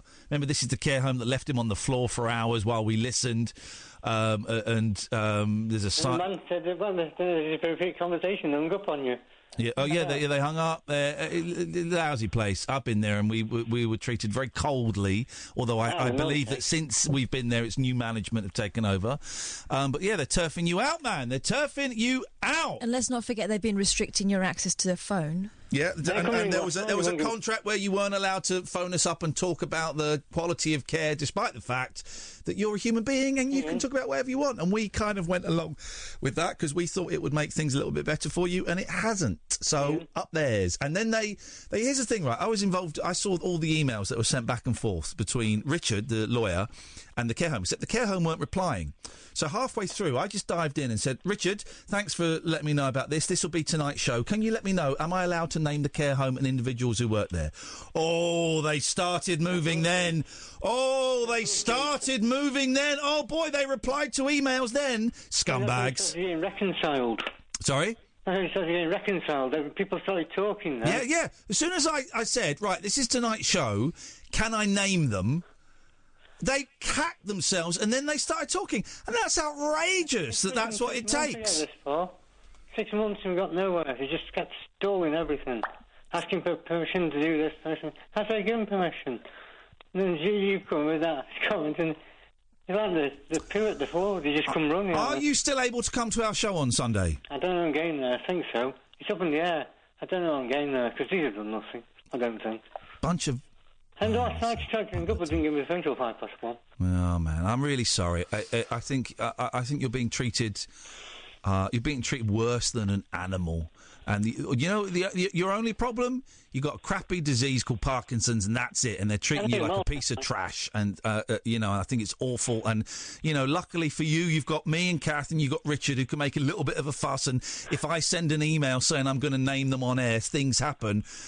But that ain't good enough. There's thousands of others out there. Yeah, exactly. This is happening everywhere, man. Not everywhere. Let me take that back. This is happening too often. It's not happening everywhere because there are some good places. Yeah. But and I don't want to tar them all with the same brush. But you've been treated like scum, and you're not scum. You're a friend of the show. You're a friend of ours, and I just think that as part of the human race, I want to say I'm sorry. You've been a brilliant help. No, I don't know, man. I don't know. I don't know how much we've actually. Here's the thing. My worry is that we made things worse. That's my worry. This is why I'm keeping slightly quiet about it. I'm worried that we made things worse. No, I don't think it couldn't get much worse. Yeah. At the bottom. Stuck on the floor 6 hours. Yeah, that's what I was going to say. Who else would you have called? Yeah, Ghostbusters. I had to. I don't know. I do worry that we helped in that incident, but maybe we made things worse. I don't know. I don't know, but I can see that you've been treated appallingly. And the fact they didn't reply to any emails today until I said, thanks, Richard, can I name them on air?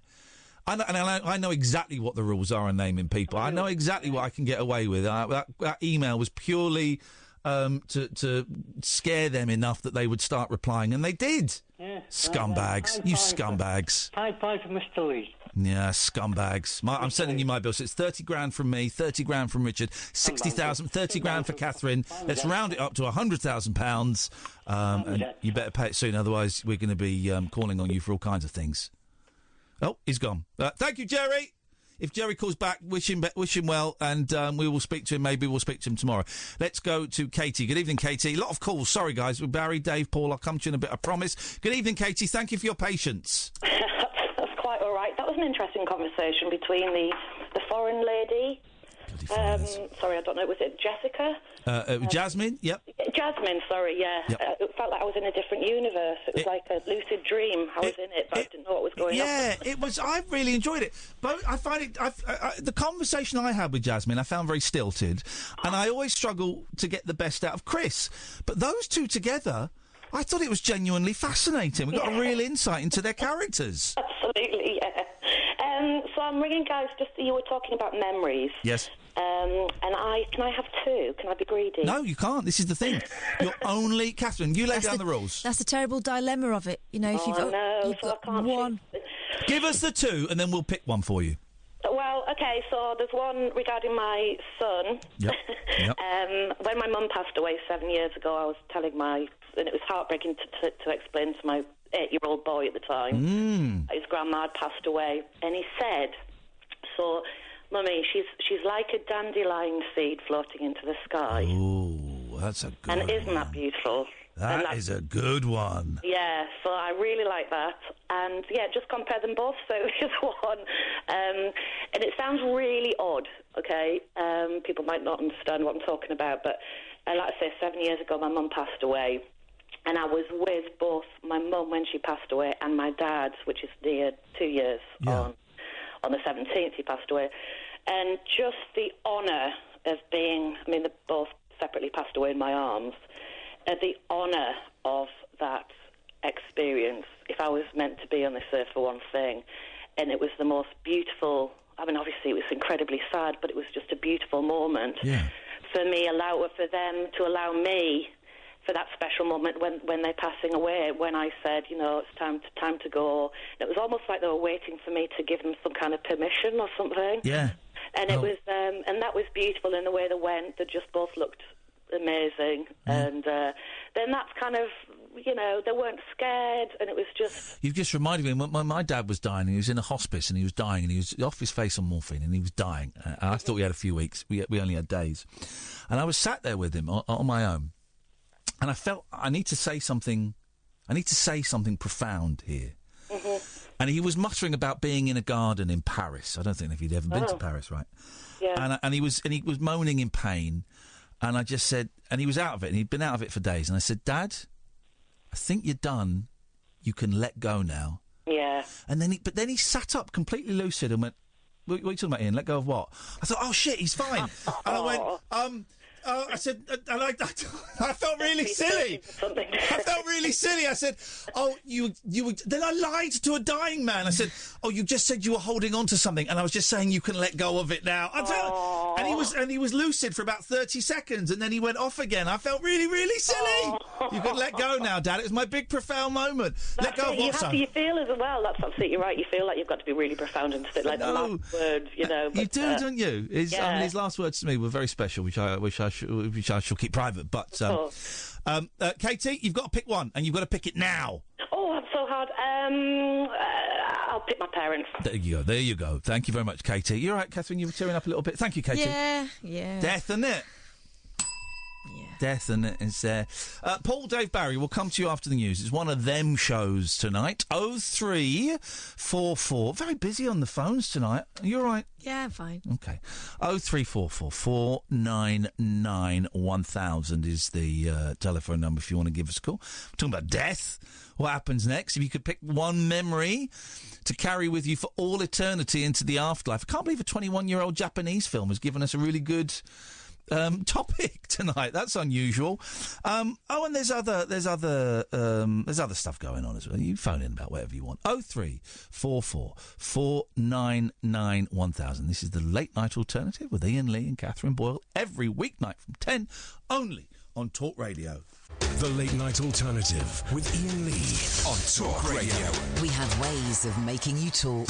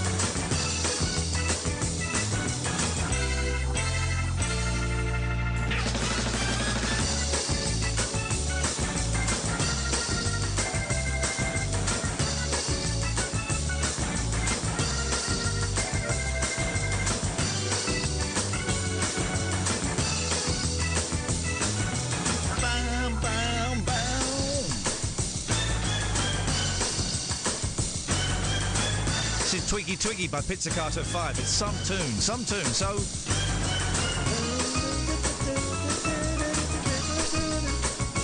So the lead singer of Pizzicato 5 is Miss Makinomiya. I just tweeted, let's all hail at Miss Makinomiya, lead singer with Pizzicato 5.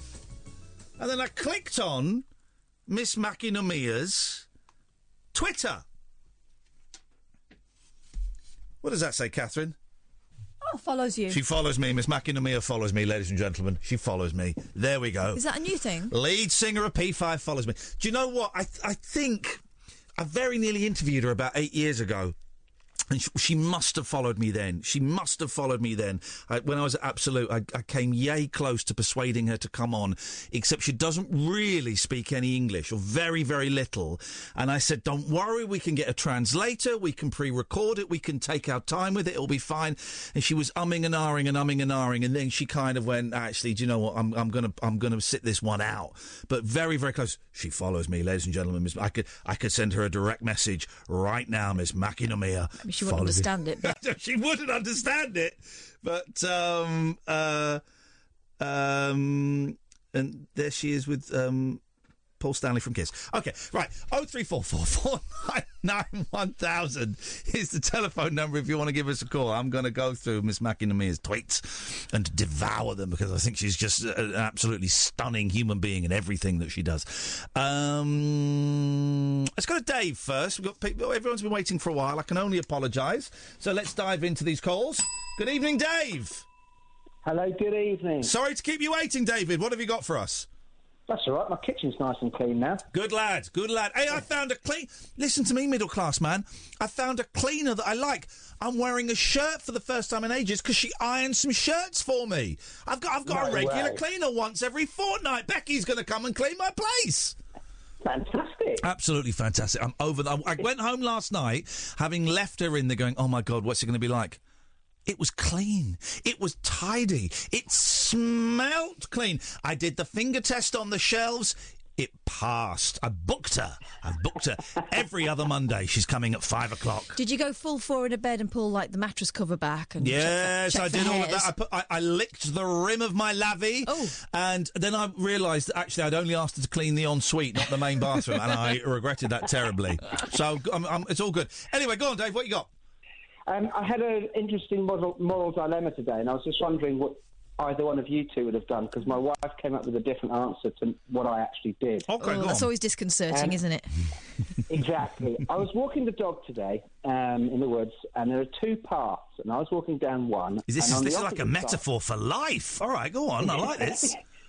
There was two old boys facing the trees, and one of them was going for a pee. Okay. And I carried on walking, and as I walked round, I met up with them, and it turns out that one of them was my next-door neighbour. Oh. And he said, oh, hello, Dave, this is my friend so-and-so. And the bloke went, oh, hello. No. Nice to meet you. No. And put out his hand. To shake his hand, of course he did. Yeah. Dirty boy. Dirty boy. So what would you have done? Well, let's just check. Had he been using his hands, or was he assuming the hands-on-head position? No, he'd been using his hands. Oh, blimey. Well, here's the thing, Dave. Let me let you into a little secret. I've made a life choice. Go on, then. 9 times out of 10, I don't wash my hands after a pee. I will always wash my hands now after a poo. Let me tell you why. Yeah. I don't pee on my hands. My penis is clean, right? So it's the same as me touching my face. Same as me scratching my back. Probably cleaner than scratching my back, which is very spotty at the moment. So my penis is clean and my hands are clean. Except your face isn't trapped in a pair of pants for 8 hours a day. And sweating. Chance me a fine thing. Chance me a fine thing. Chance me a fine thing. I think you are wrong for not shaking his hand. I think that's rude. I think that's ill. You should have unzipped him and shook his penis. What? That's what men like doing in the woods, so I hear. No, you should have... Of course you should have shook his... So what did you do? Did you leave him hanging? Literally. I did. No, I didn't. I said to him, I'm not shaking your hand. I said, I know where it's been. Oh, you actually said it? He said it. Yeah. Oh, no, mate. Yeah, I know. My wife said you should have just shaken his hand and washed it when you got home. Did you say it in a humorous way, or did you do a disgusted face? No, I was trying to be humorous. I said, no, mate, I'm not shaking your hand. I've just seen you having a pee. I know where your hand's been. Uh-huh.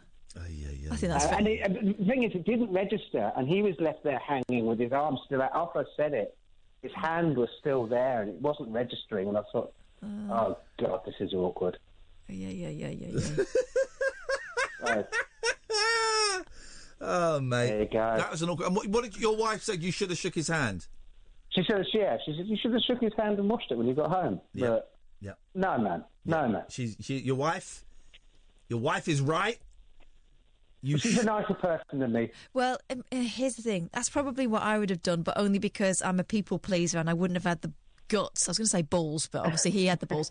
I wouldn't have had the guts to say what you said. But I also get the feeling that you never know when that kind of thing is... Oh, God, I'm going to pop out. Sometimes I get myself in situations where I will find myself saying that, and then it's out there, and there's nothing you can do to put it back in. We put it back in. But you know what I mean? I think you were. Yeah. I think it was fair enough what you said, but I would have probably gone with the flow. I'm not doing this on purpose, honestly. Terrible human beings. Terrible human beings. Wow, though, fancy doing that. That, to me, shows that blokes still... I mean, I know that there's a lot of conversation, and I heard Matthew Wright, they were talking about whether now it's swung too far the other way. Catherine, what are you doing? This isn't a carry-on film. And that now men are the new women. But, you know, when we can pee in front of each other in the woods and then go and shake each other's hands, then we'll know we're at the top of the tree. You'll be peeing from the top of the tree? I mean, yeah, that's when you know you're really winning at life. Ay. Do you know what I mean? Women don't do that. Not unless they're really, really desperate, and then they'll hide it. Blokes just do it anywhere. I couldn't believe it, though. It's just, I thought it's not on, man. I wouldn't have even offered my hand if it had been me. I'd say, all right, mate, how are you? Give him a wave. And that would have been it. Yeah, exactly, a little wave, yeah. Oh, man. All right. Well, listen, Dave, I think you're a very rude man, and you should have shook your neighbour's friend's hand. That's disgusting of you, outrageous His behaviour. wee stained hand. Thank you. Let's go to Paul. Good evening, Paul. Hello. Hello, Paul. What am I supposed to say next, I wonder? Oh, you don't have to say anything, Paul. How are you doing? No, I'm fine. You've been waiting for a while on the phone. I appreciate your patience. Patience, yes. Yeah, I appreciate your patience. Not everyone can be as patient as you. What have you been up to today, Paul?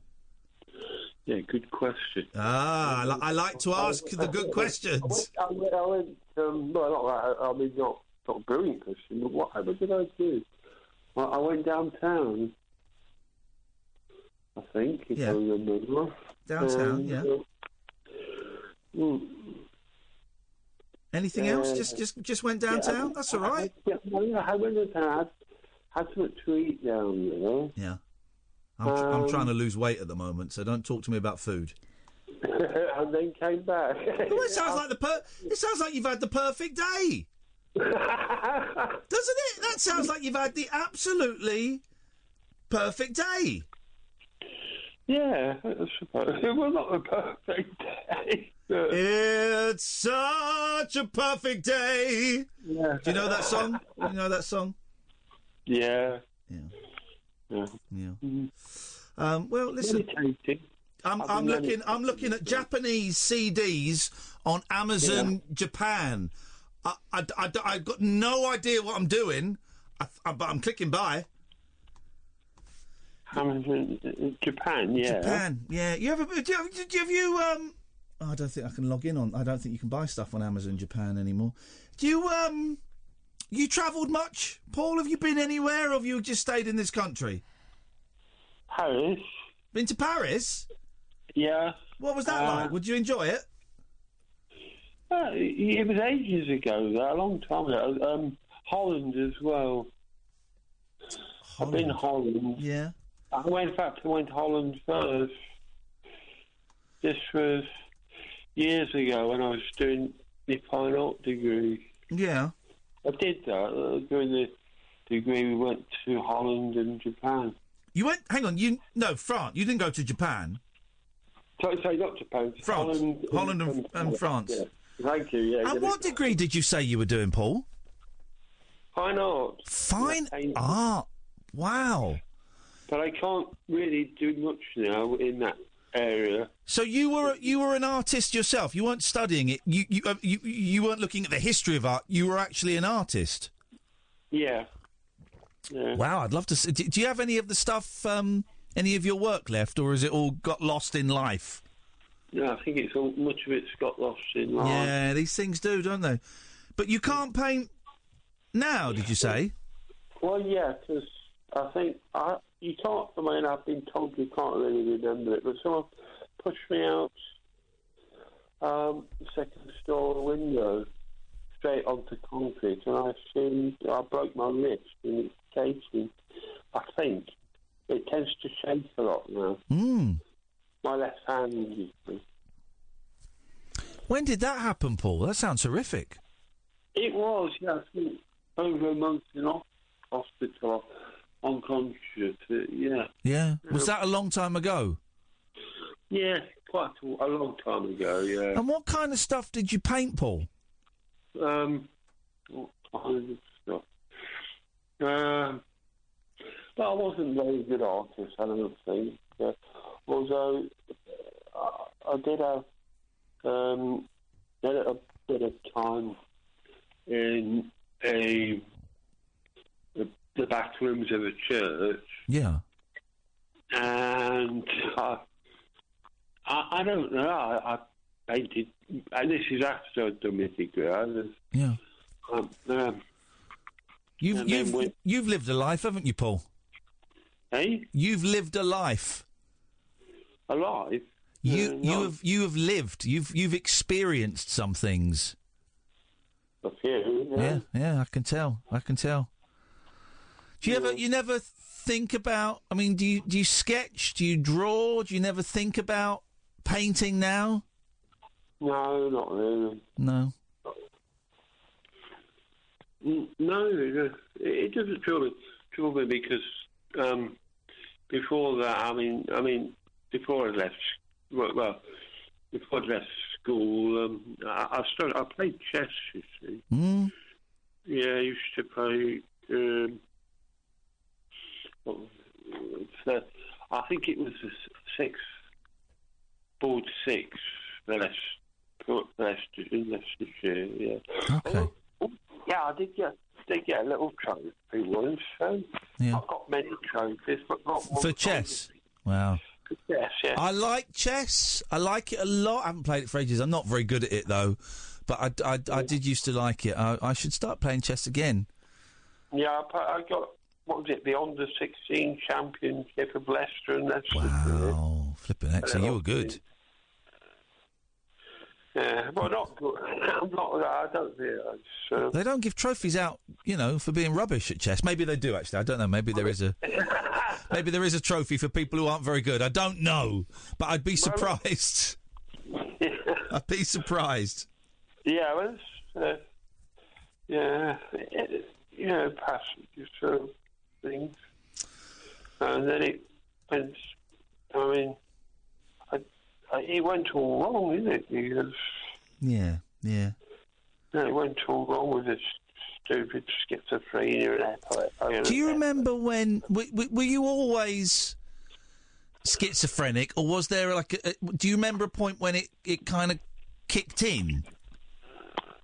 No, I don't remember. They I don't know, some sort of diagnosis they came up. Yeah. With that I've got paranoid schizophrenia. Dr. Warrington was looking, I don't know. Yeah. They just, voices, they talk about voices. I have heard voices on occasion.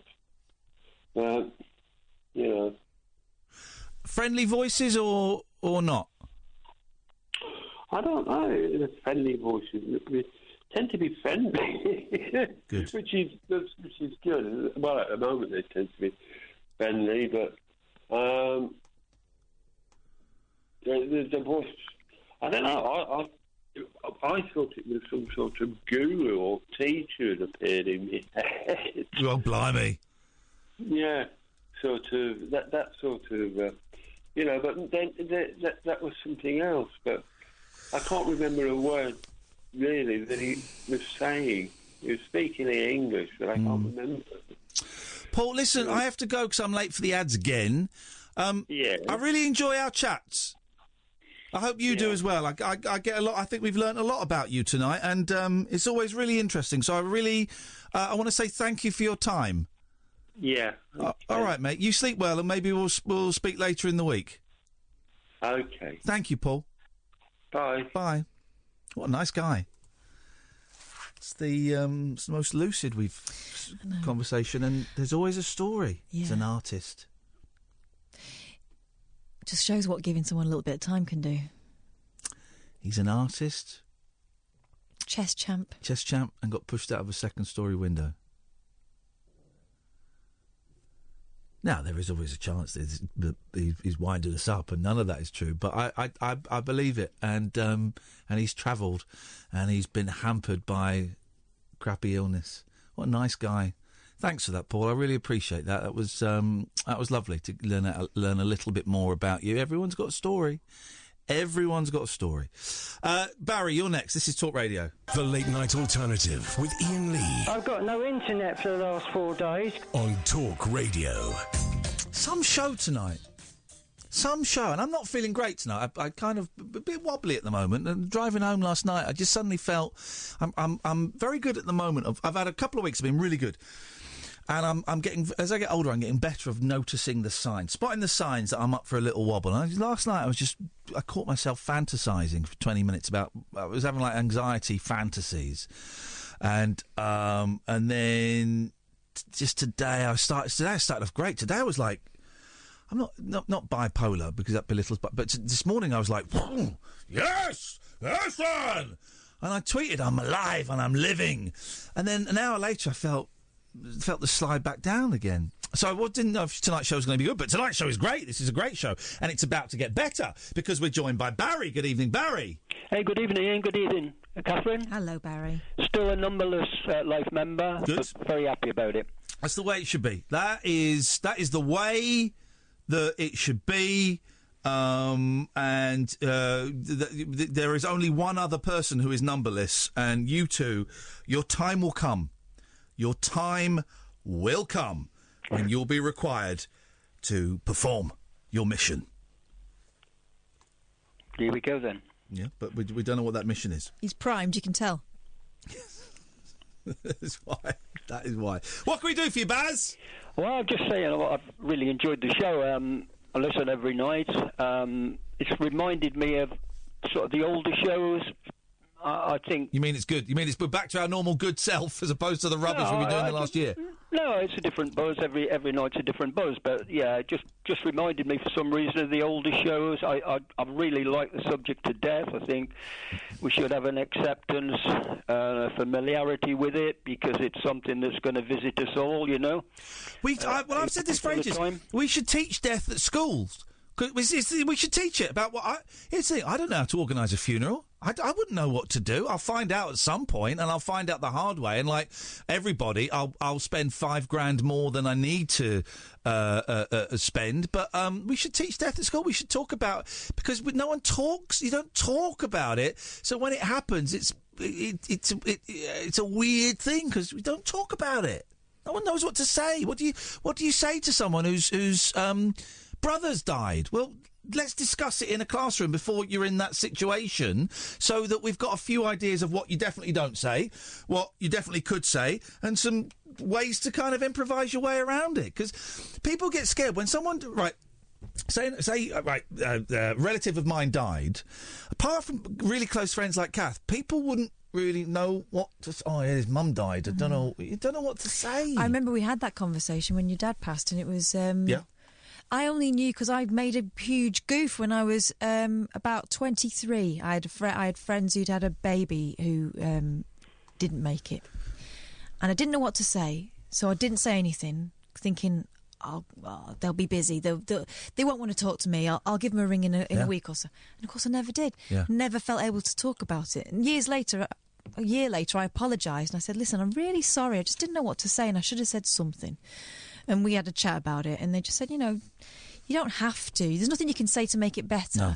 But it's just knowing that you're there and you note it. And what I said to you was, we can go for a coffee, you can talk about it, you can not talk about it, but just know that I'm thinking of you. My thing now is if it doesn't happen, it hasn't happened too often, but if someone close to a friend of mine dies, I phone them up.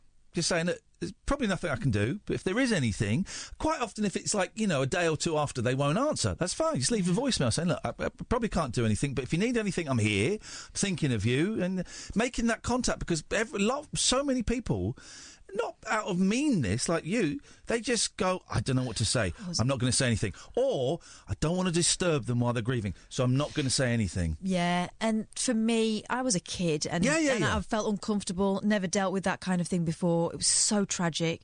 And I must admit that probably it was an excuse saying that I'm not going to go around there, I don't want to disturb them, was a comfortable excuse because I just didn't know what to do. Yeah. Let's talk about it. Let's talk about it, guys. It's just people. It's just people, Barry. Yeah, it happened with Chris. I mean, it was quite a fascinating conversation with Jasmine. Yeah, it wasn't it, Jas? Said, I wonder what happens after death. What do you reckon happens? You're a Buddhist, aren't you? Do you reckon we cut your reincarnation and all that? Well, yeah, I mean, in Buddhist meditation, they think we're a little bit morbid because we do a lot of meditation on death. And it's to create the familiarity that when it happens, the sort of mind, it's about dying in a happy mind, which is usually the three minds that we've got. There's gross, subtle, and very subtle. The very subtle mind is the mind that we die in, and that's when you're very sensitive. In the word subtle. Subtle. So that's it. You were saying subtle. You sound like my eldest, subtle. He's dropping his T's now, subtle. Well, he's a cool dude. It's a cool dude. My youngest, my 7-year-old, has started remembering what he's learning in school now. So when I pick him up from school, what did you learn today? I can't remember. But now I'm getting like stuff. Today we talked about the Titanic. He told me all about the Titanic. Can't remember what it was the other day. But then last week, what did you learn? We learned about Buddhism. I was like, whoa! And so I was asking, so who's the kind of main dude in Buddhism? Buddha. Okay. And he was telling me about reincarnation, and it was great. It was a great little chat about it. See? And that's what you're saying, Ian, about talking to young people. I recently was asked to go and talk to the clubs about Buddhism. Were you? Wow. And the people next door, so the evangelical church next door, and they were looking at all different faiths. So they said, do you mind going along? I said, no, I'll do my best. I've just about got one foot out the swamp, but I'll try my best. And, those kids were, like, really, really interested. And it doesn't have to be morbid. No. It doesn't have to be something we shut away. No, not at all. Not at all. And, I talked to the boys about death a little bit. The dad of a friend of my youngest has died recently, and so I've kind of, just every now and then I just check if he's okay with it and how he's doing with it, and if he's got any questions, and we have quite frank, open conversations, and then he'll suddenly start talking about playing Fortnite again, because that's what kids do, and that's fine. Barry, always good to talk, mate. Thank you very much indeed. 0344 499 1000. Good evening, Michael. Hello, Ian. Hello, Michael. Hi. What can I do for you? Yes, I listened to your podcast yesterday about plasticine. Oh, yes, plasticine, yes. And then when Catherine retaliated with the cola. I don't know what that is. That was computer editing. That didn't actually happen in the show. A lot of people have directed me to that. That didn't happen in the show. That was computer editing. I didn't make a mistake. But carry on. It really made me laugh anyway. I'll make you laugh in a minute in hospital. From the other side of your face. I'll make you laugh from your a-hole. Wow. That's not the other side of his face. That's mean. It really cheered me up. I needed cheering up, and it was really good. It is absolute nonsense, this show, Michael. But sometimes you need absolute nonsense, and I'm happy. Listen, I'm a jester. I'm a clown. I'm happy to act the fool if it provides people with entertainment. And I know that there's always someone dumber than me. Yes. Don't look at I only me. ever listen to your podcast. I don't ever listen to you live. Do Do you get irritated by people like me, or...? Yes! Oh, I'm sorry. What, Michael's? No, listen, I'm sure I speak for both of us. We're just grateful that anyone listens. If you can listen to the show, that's great. If you can listen to 5 minutes of the show, that's great. If you listen to the podcast, beautiful. Thank you very much for, inviting us into your ears. We recognise the fact that, very few people watch TV at the time the TV's on these days. How can we expect people to listen to the show from start to finish every single night? It's wonderful when they do, but if you listen to the podcast, that's still brilliant. Yeah. We appreciate your support. And thank you. And you've picked the best radio show in the whole goddamn world. Thank you both. Hey, nice one, Michael. Thank you for the call. I appreciate that. 0344. Switchboard's empty for the first time this evening. Wow, gosh. What a busy show. 0344 499 1000. This is Talk Radio. The Late Night Alternative with Iain Lee on Talk Radio. Yes. Oh, so good. So good. Yeah, so good, man. Everybody's so good. It's so good. Everybody's fine. Everybody's fine. America should be the nation tourists are most familiar with, given how pervasive US culture is, and it really is everywhere these days. You can't switch on a television without seeing an episode of Man vs. Food or The Knight Rider. But apparently, it still has the power to baffle, according to a recent online discussion. And its toilets in particular, the first time you take a poo in an American toilet, it's incredible because it's a slightly different colour in it, because the bowl is slightly higher and everything. It just doesn't break. It's incredible. Also, isn't the water closer to your bum than it is in this country? This is it. Careful, everyone. The discussion was started on Reddit when one user posed the question, people who have visited the US from another country, what surprised you the most? Several of those taking part immediately voiced concerns about using the bathroom. One, Oz Rockabella, said, your toilets are 3/4 full of water. Why? While you see what they eat. Punkalunka added, the toilets are so wide, and why is the water in the toilet bowl right up near the seat? Why does it need to be so high? No, this is the one. A perceived lack of privacy was what surprised Stego Snail. Gaps around the toilet doors. Why? Very low tops, very high bottoms. Yeah. Is that so you can crawl out if you get locked in? Another Reddit user wasn't happy with the showers. Oh? Showers without detachable shower heads is so weird in a first world country. Slurms Mackenzie. Oh, yeah, this is confusing. Price tags not showing the amount you pay at the till perplex her the most. Why isn't tax added onto the item initially? It means you never know how much you're actually going to pay. That's always a shock, the first 2 days in New York. What? But it's... what? By the end of the second day... Right, OK, you got to buy purchase tax on it. But that's stupid. Yeah, it doesn't seem like the easiest method. Hello, it's Sale Sandra was shocked by the wanton ice cube distribution. She wrote they put ice in every single thing they drink. Someone was confused by the healthy option culture. On your health menu, there are waffles and pancakes, and they're defined healthy because you add a strawberry or they come with some fruit. Also, everything is so big. I love the portion sizes. Here's the great thing about going to New York, and it's really... I mean, I've been to LA and San Francisco and Seattle, but New York is where I've had the most experiences. You go and have a breakfast. Always have a breakfast, because that can carry you through till dinner time. Because they're huge. And you will walk. Yeah. Go and have a breakfast. Sit down. It'll come. You'll go, whoa, not a chance. Devour that breakfast, because that will get you through lunchtime and through to dinner on a good day. And you'll just walk it all off. It's great. Breakfast, man. Love it. I don't get the sweet sour thing. I don't get the syrup near your bacon thing. Oh, I tried it. I can work with that, yeah. I've tried it, but who thought of that? Portion sizes in restaurants, they're huge and gigantic. Don't complain about that.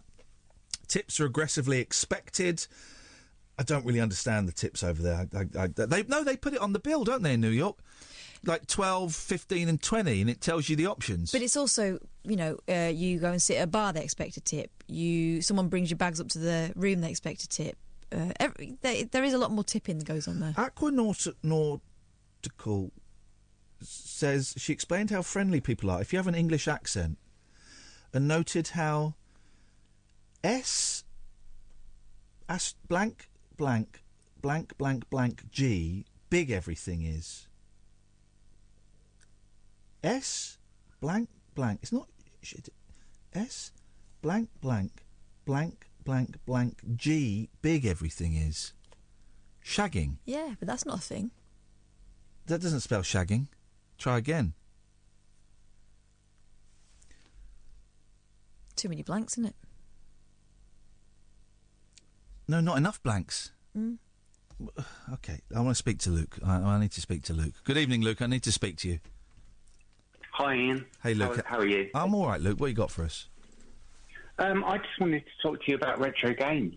Do it, brother. I'm the retro game guy. That's what I'm going to start calling myself. I'm the retro game guy. Exactly. I've got a Sega Saturn on order. I've ordered some games for my Vectrex. Let's talk. How can I help you?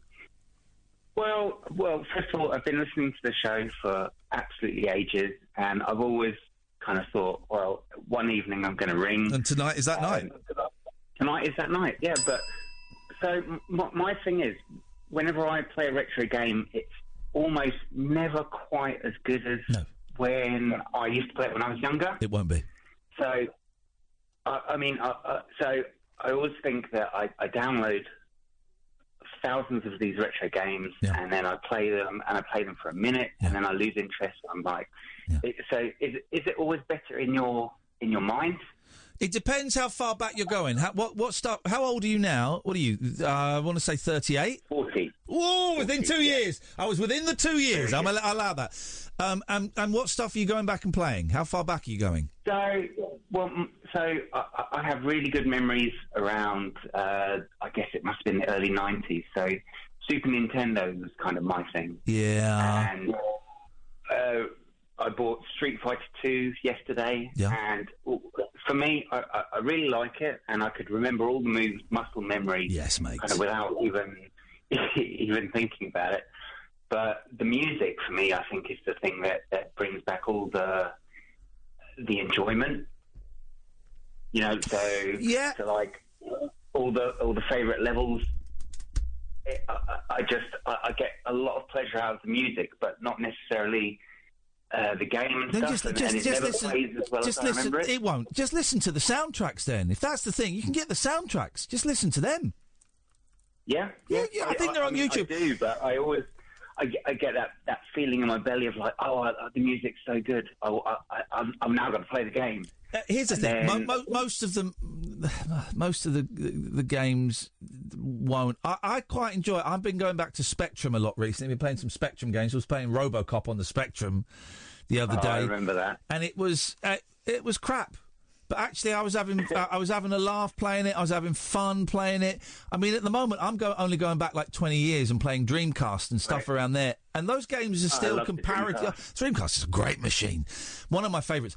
And those games still look comparatively good. You know, the technology hasn't come on in the last 20 years. It's not come on as much as it did in the 10, 20 years before that. You know, you got the gap between 1980 and 2000 is huge. The gap between 2000 and 2020 is not as big. Right.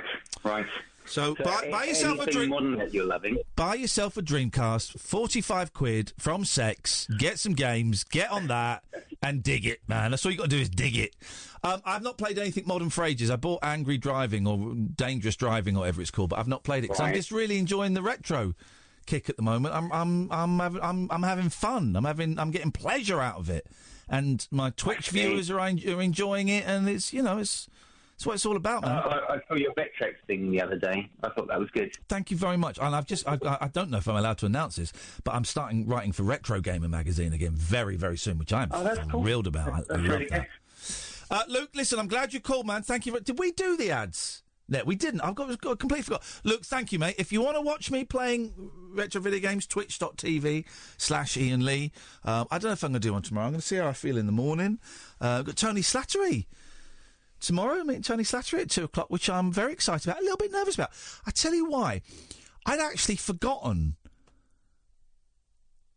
how much of an influence he was on me. I'd forgotten that when I was 14, 15, 16... So 20 years ago, I wanted to be Tony Slattery. I used to tape Whose Line Is It Anyway and watch them over and over again. And I had like a 3-hour tape full of Whose Line Is It Anyway. And we did it at school sometimes. After school, some of us would stay behind and do it in the hall.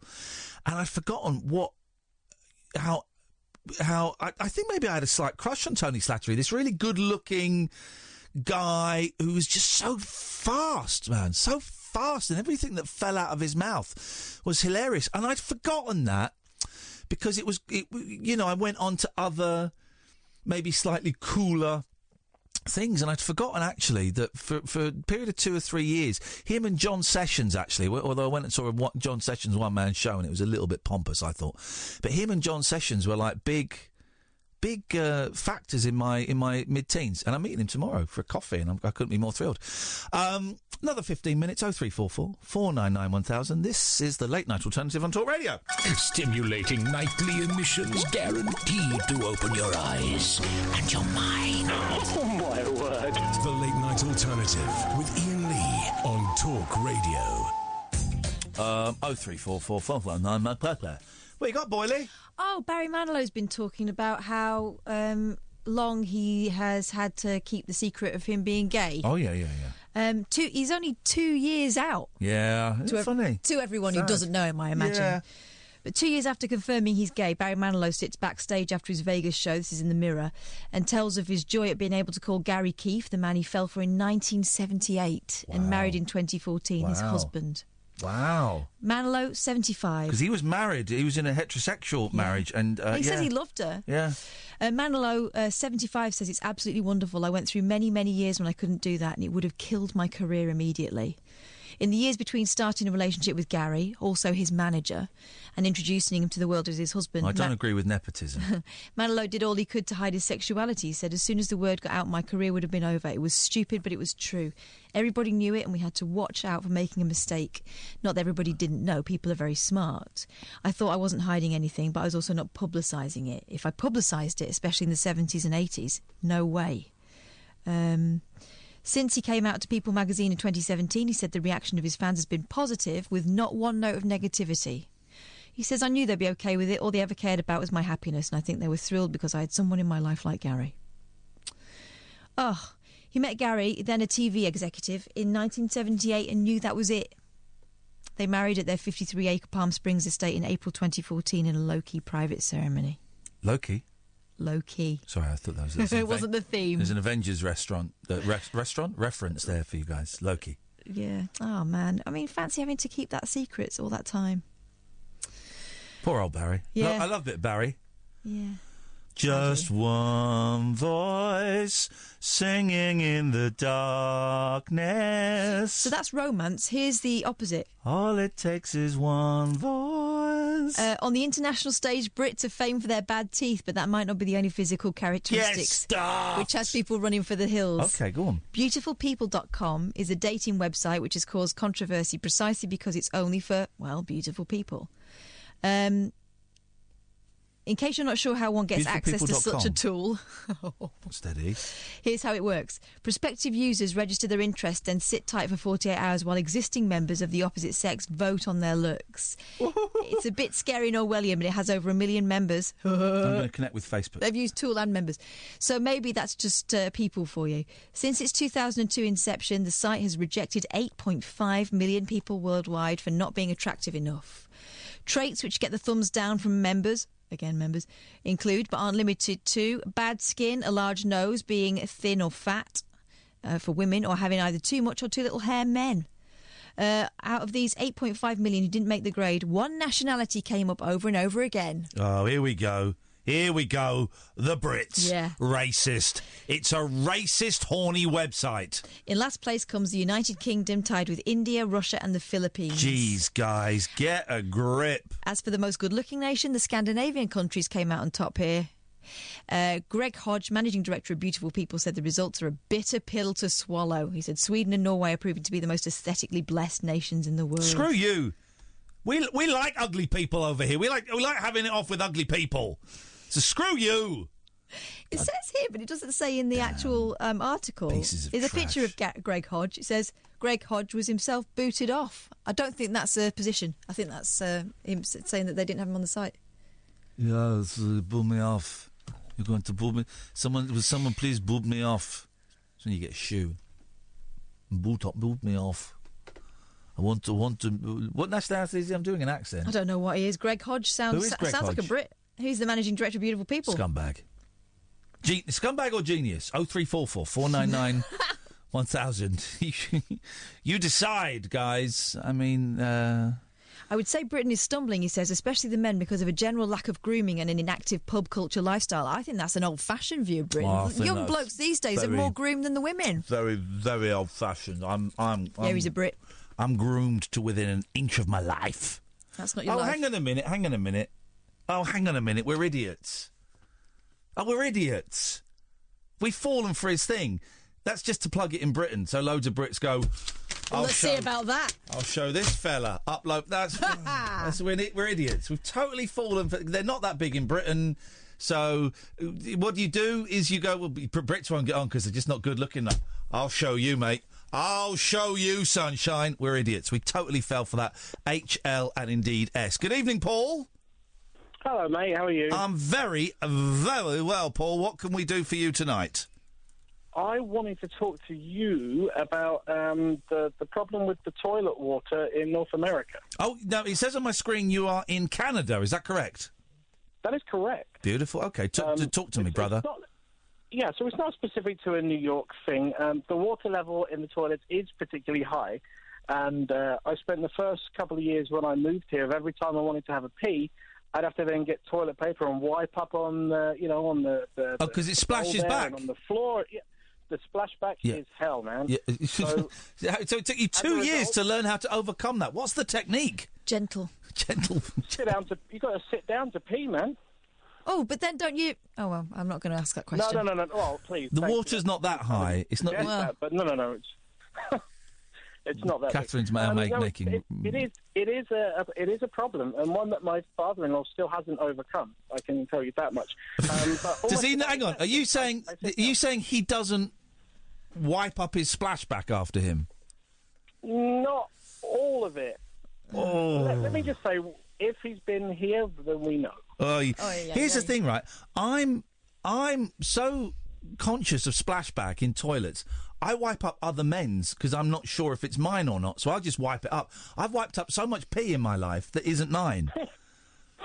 I mean, I have to do that at work sometimes before, but because then they're disgusting. But if there's a urinal situation, I'm all good. But if it's, if it has to go in the toilet, got to be sitting down. Yeah, but and with regards to the tipping, in particular the service industries, their minimum wage is way lower than the rest. Yeah. So that's why they're so aggressive with the tipping, which I agree is nuts. Oh, I don't listen. I prefer Japan, where if you they consider tipping rude. If you leave money in a restaurant, they will chase you down the street and hand it back to you. I prefer that because it's straightforward.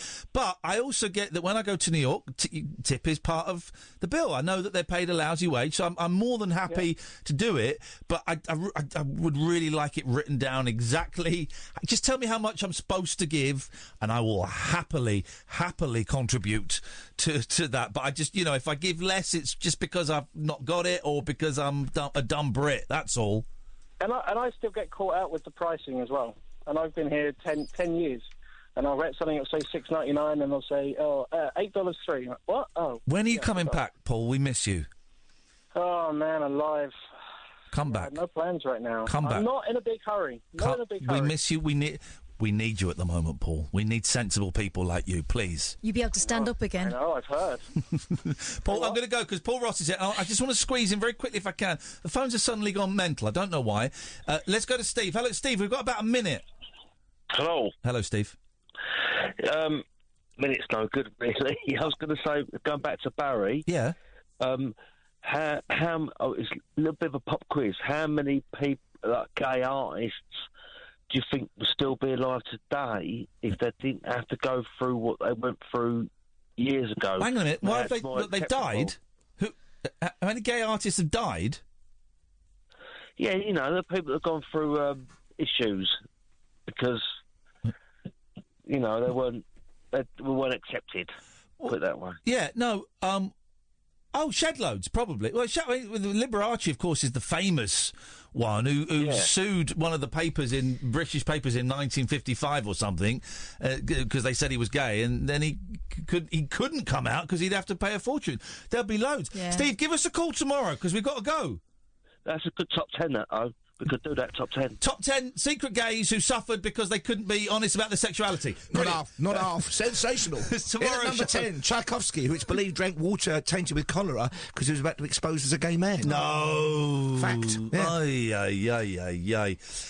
Leave him with a smile. Paul Ross, lovely to see you. Good morning. What can we do for you tonight? Very quickly, John Wick 3 is out today. Oh, yeah. It's had some amazingly good reviews, given that 1 and 2 were great fun but no-brain nonsense. I couldn't sit through 1. Halfway through it, I went, but everyone was just raved about it. 2 was just a kind of romper-stomper. Yeah, people like it. And we're going to be hearing from Keanu Reeves about John Wick on the show. My little chat with him in the first 10 minutes of the programme. You speaking to him? Yeah.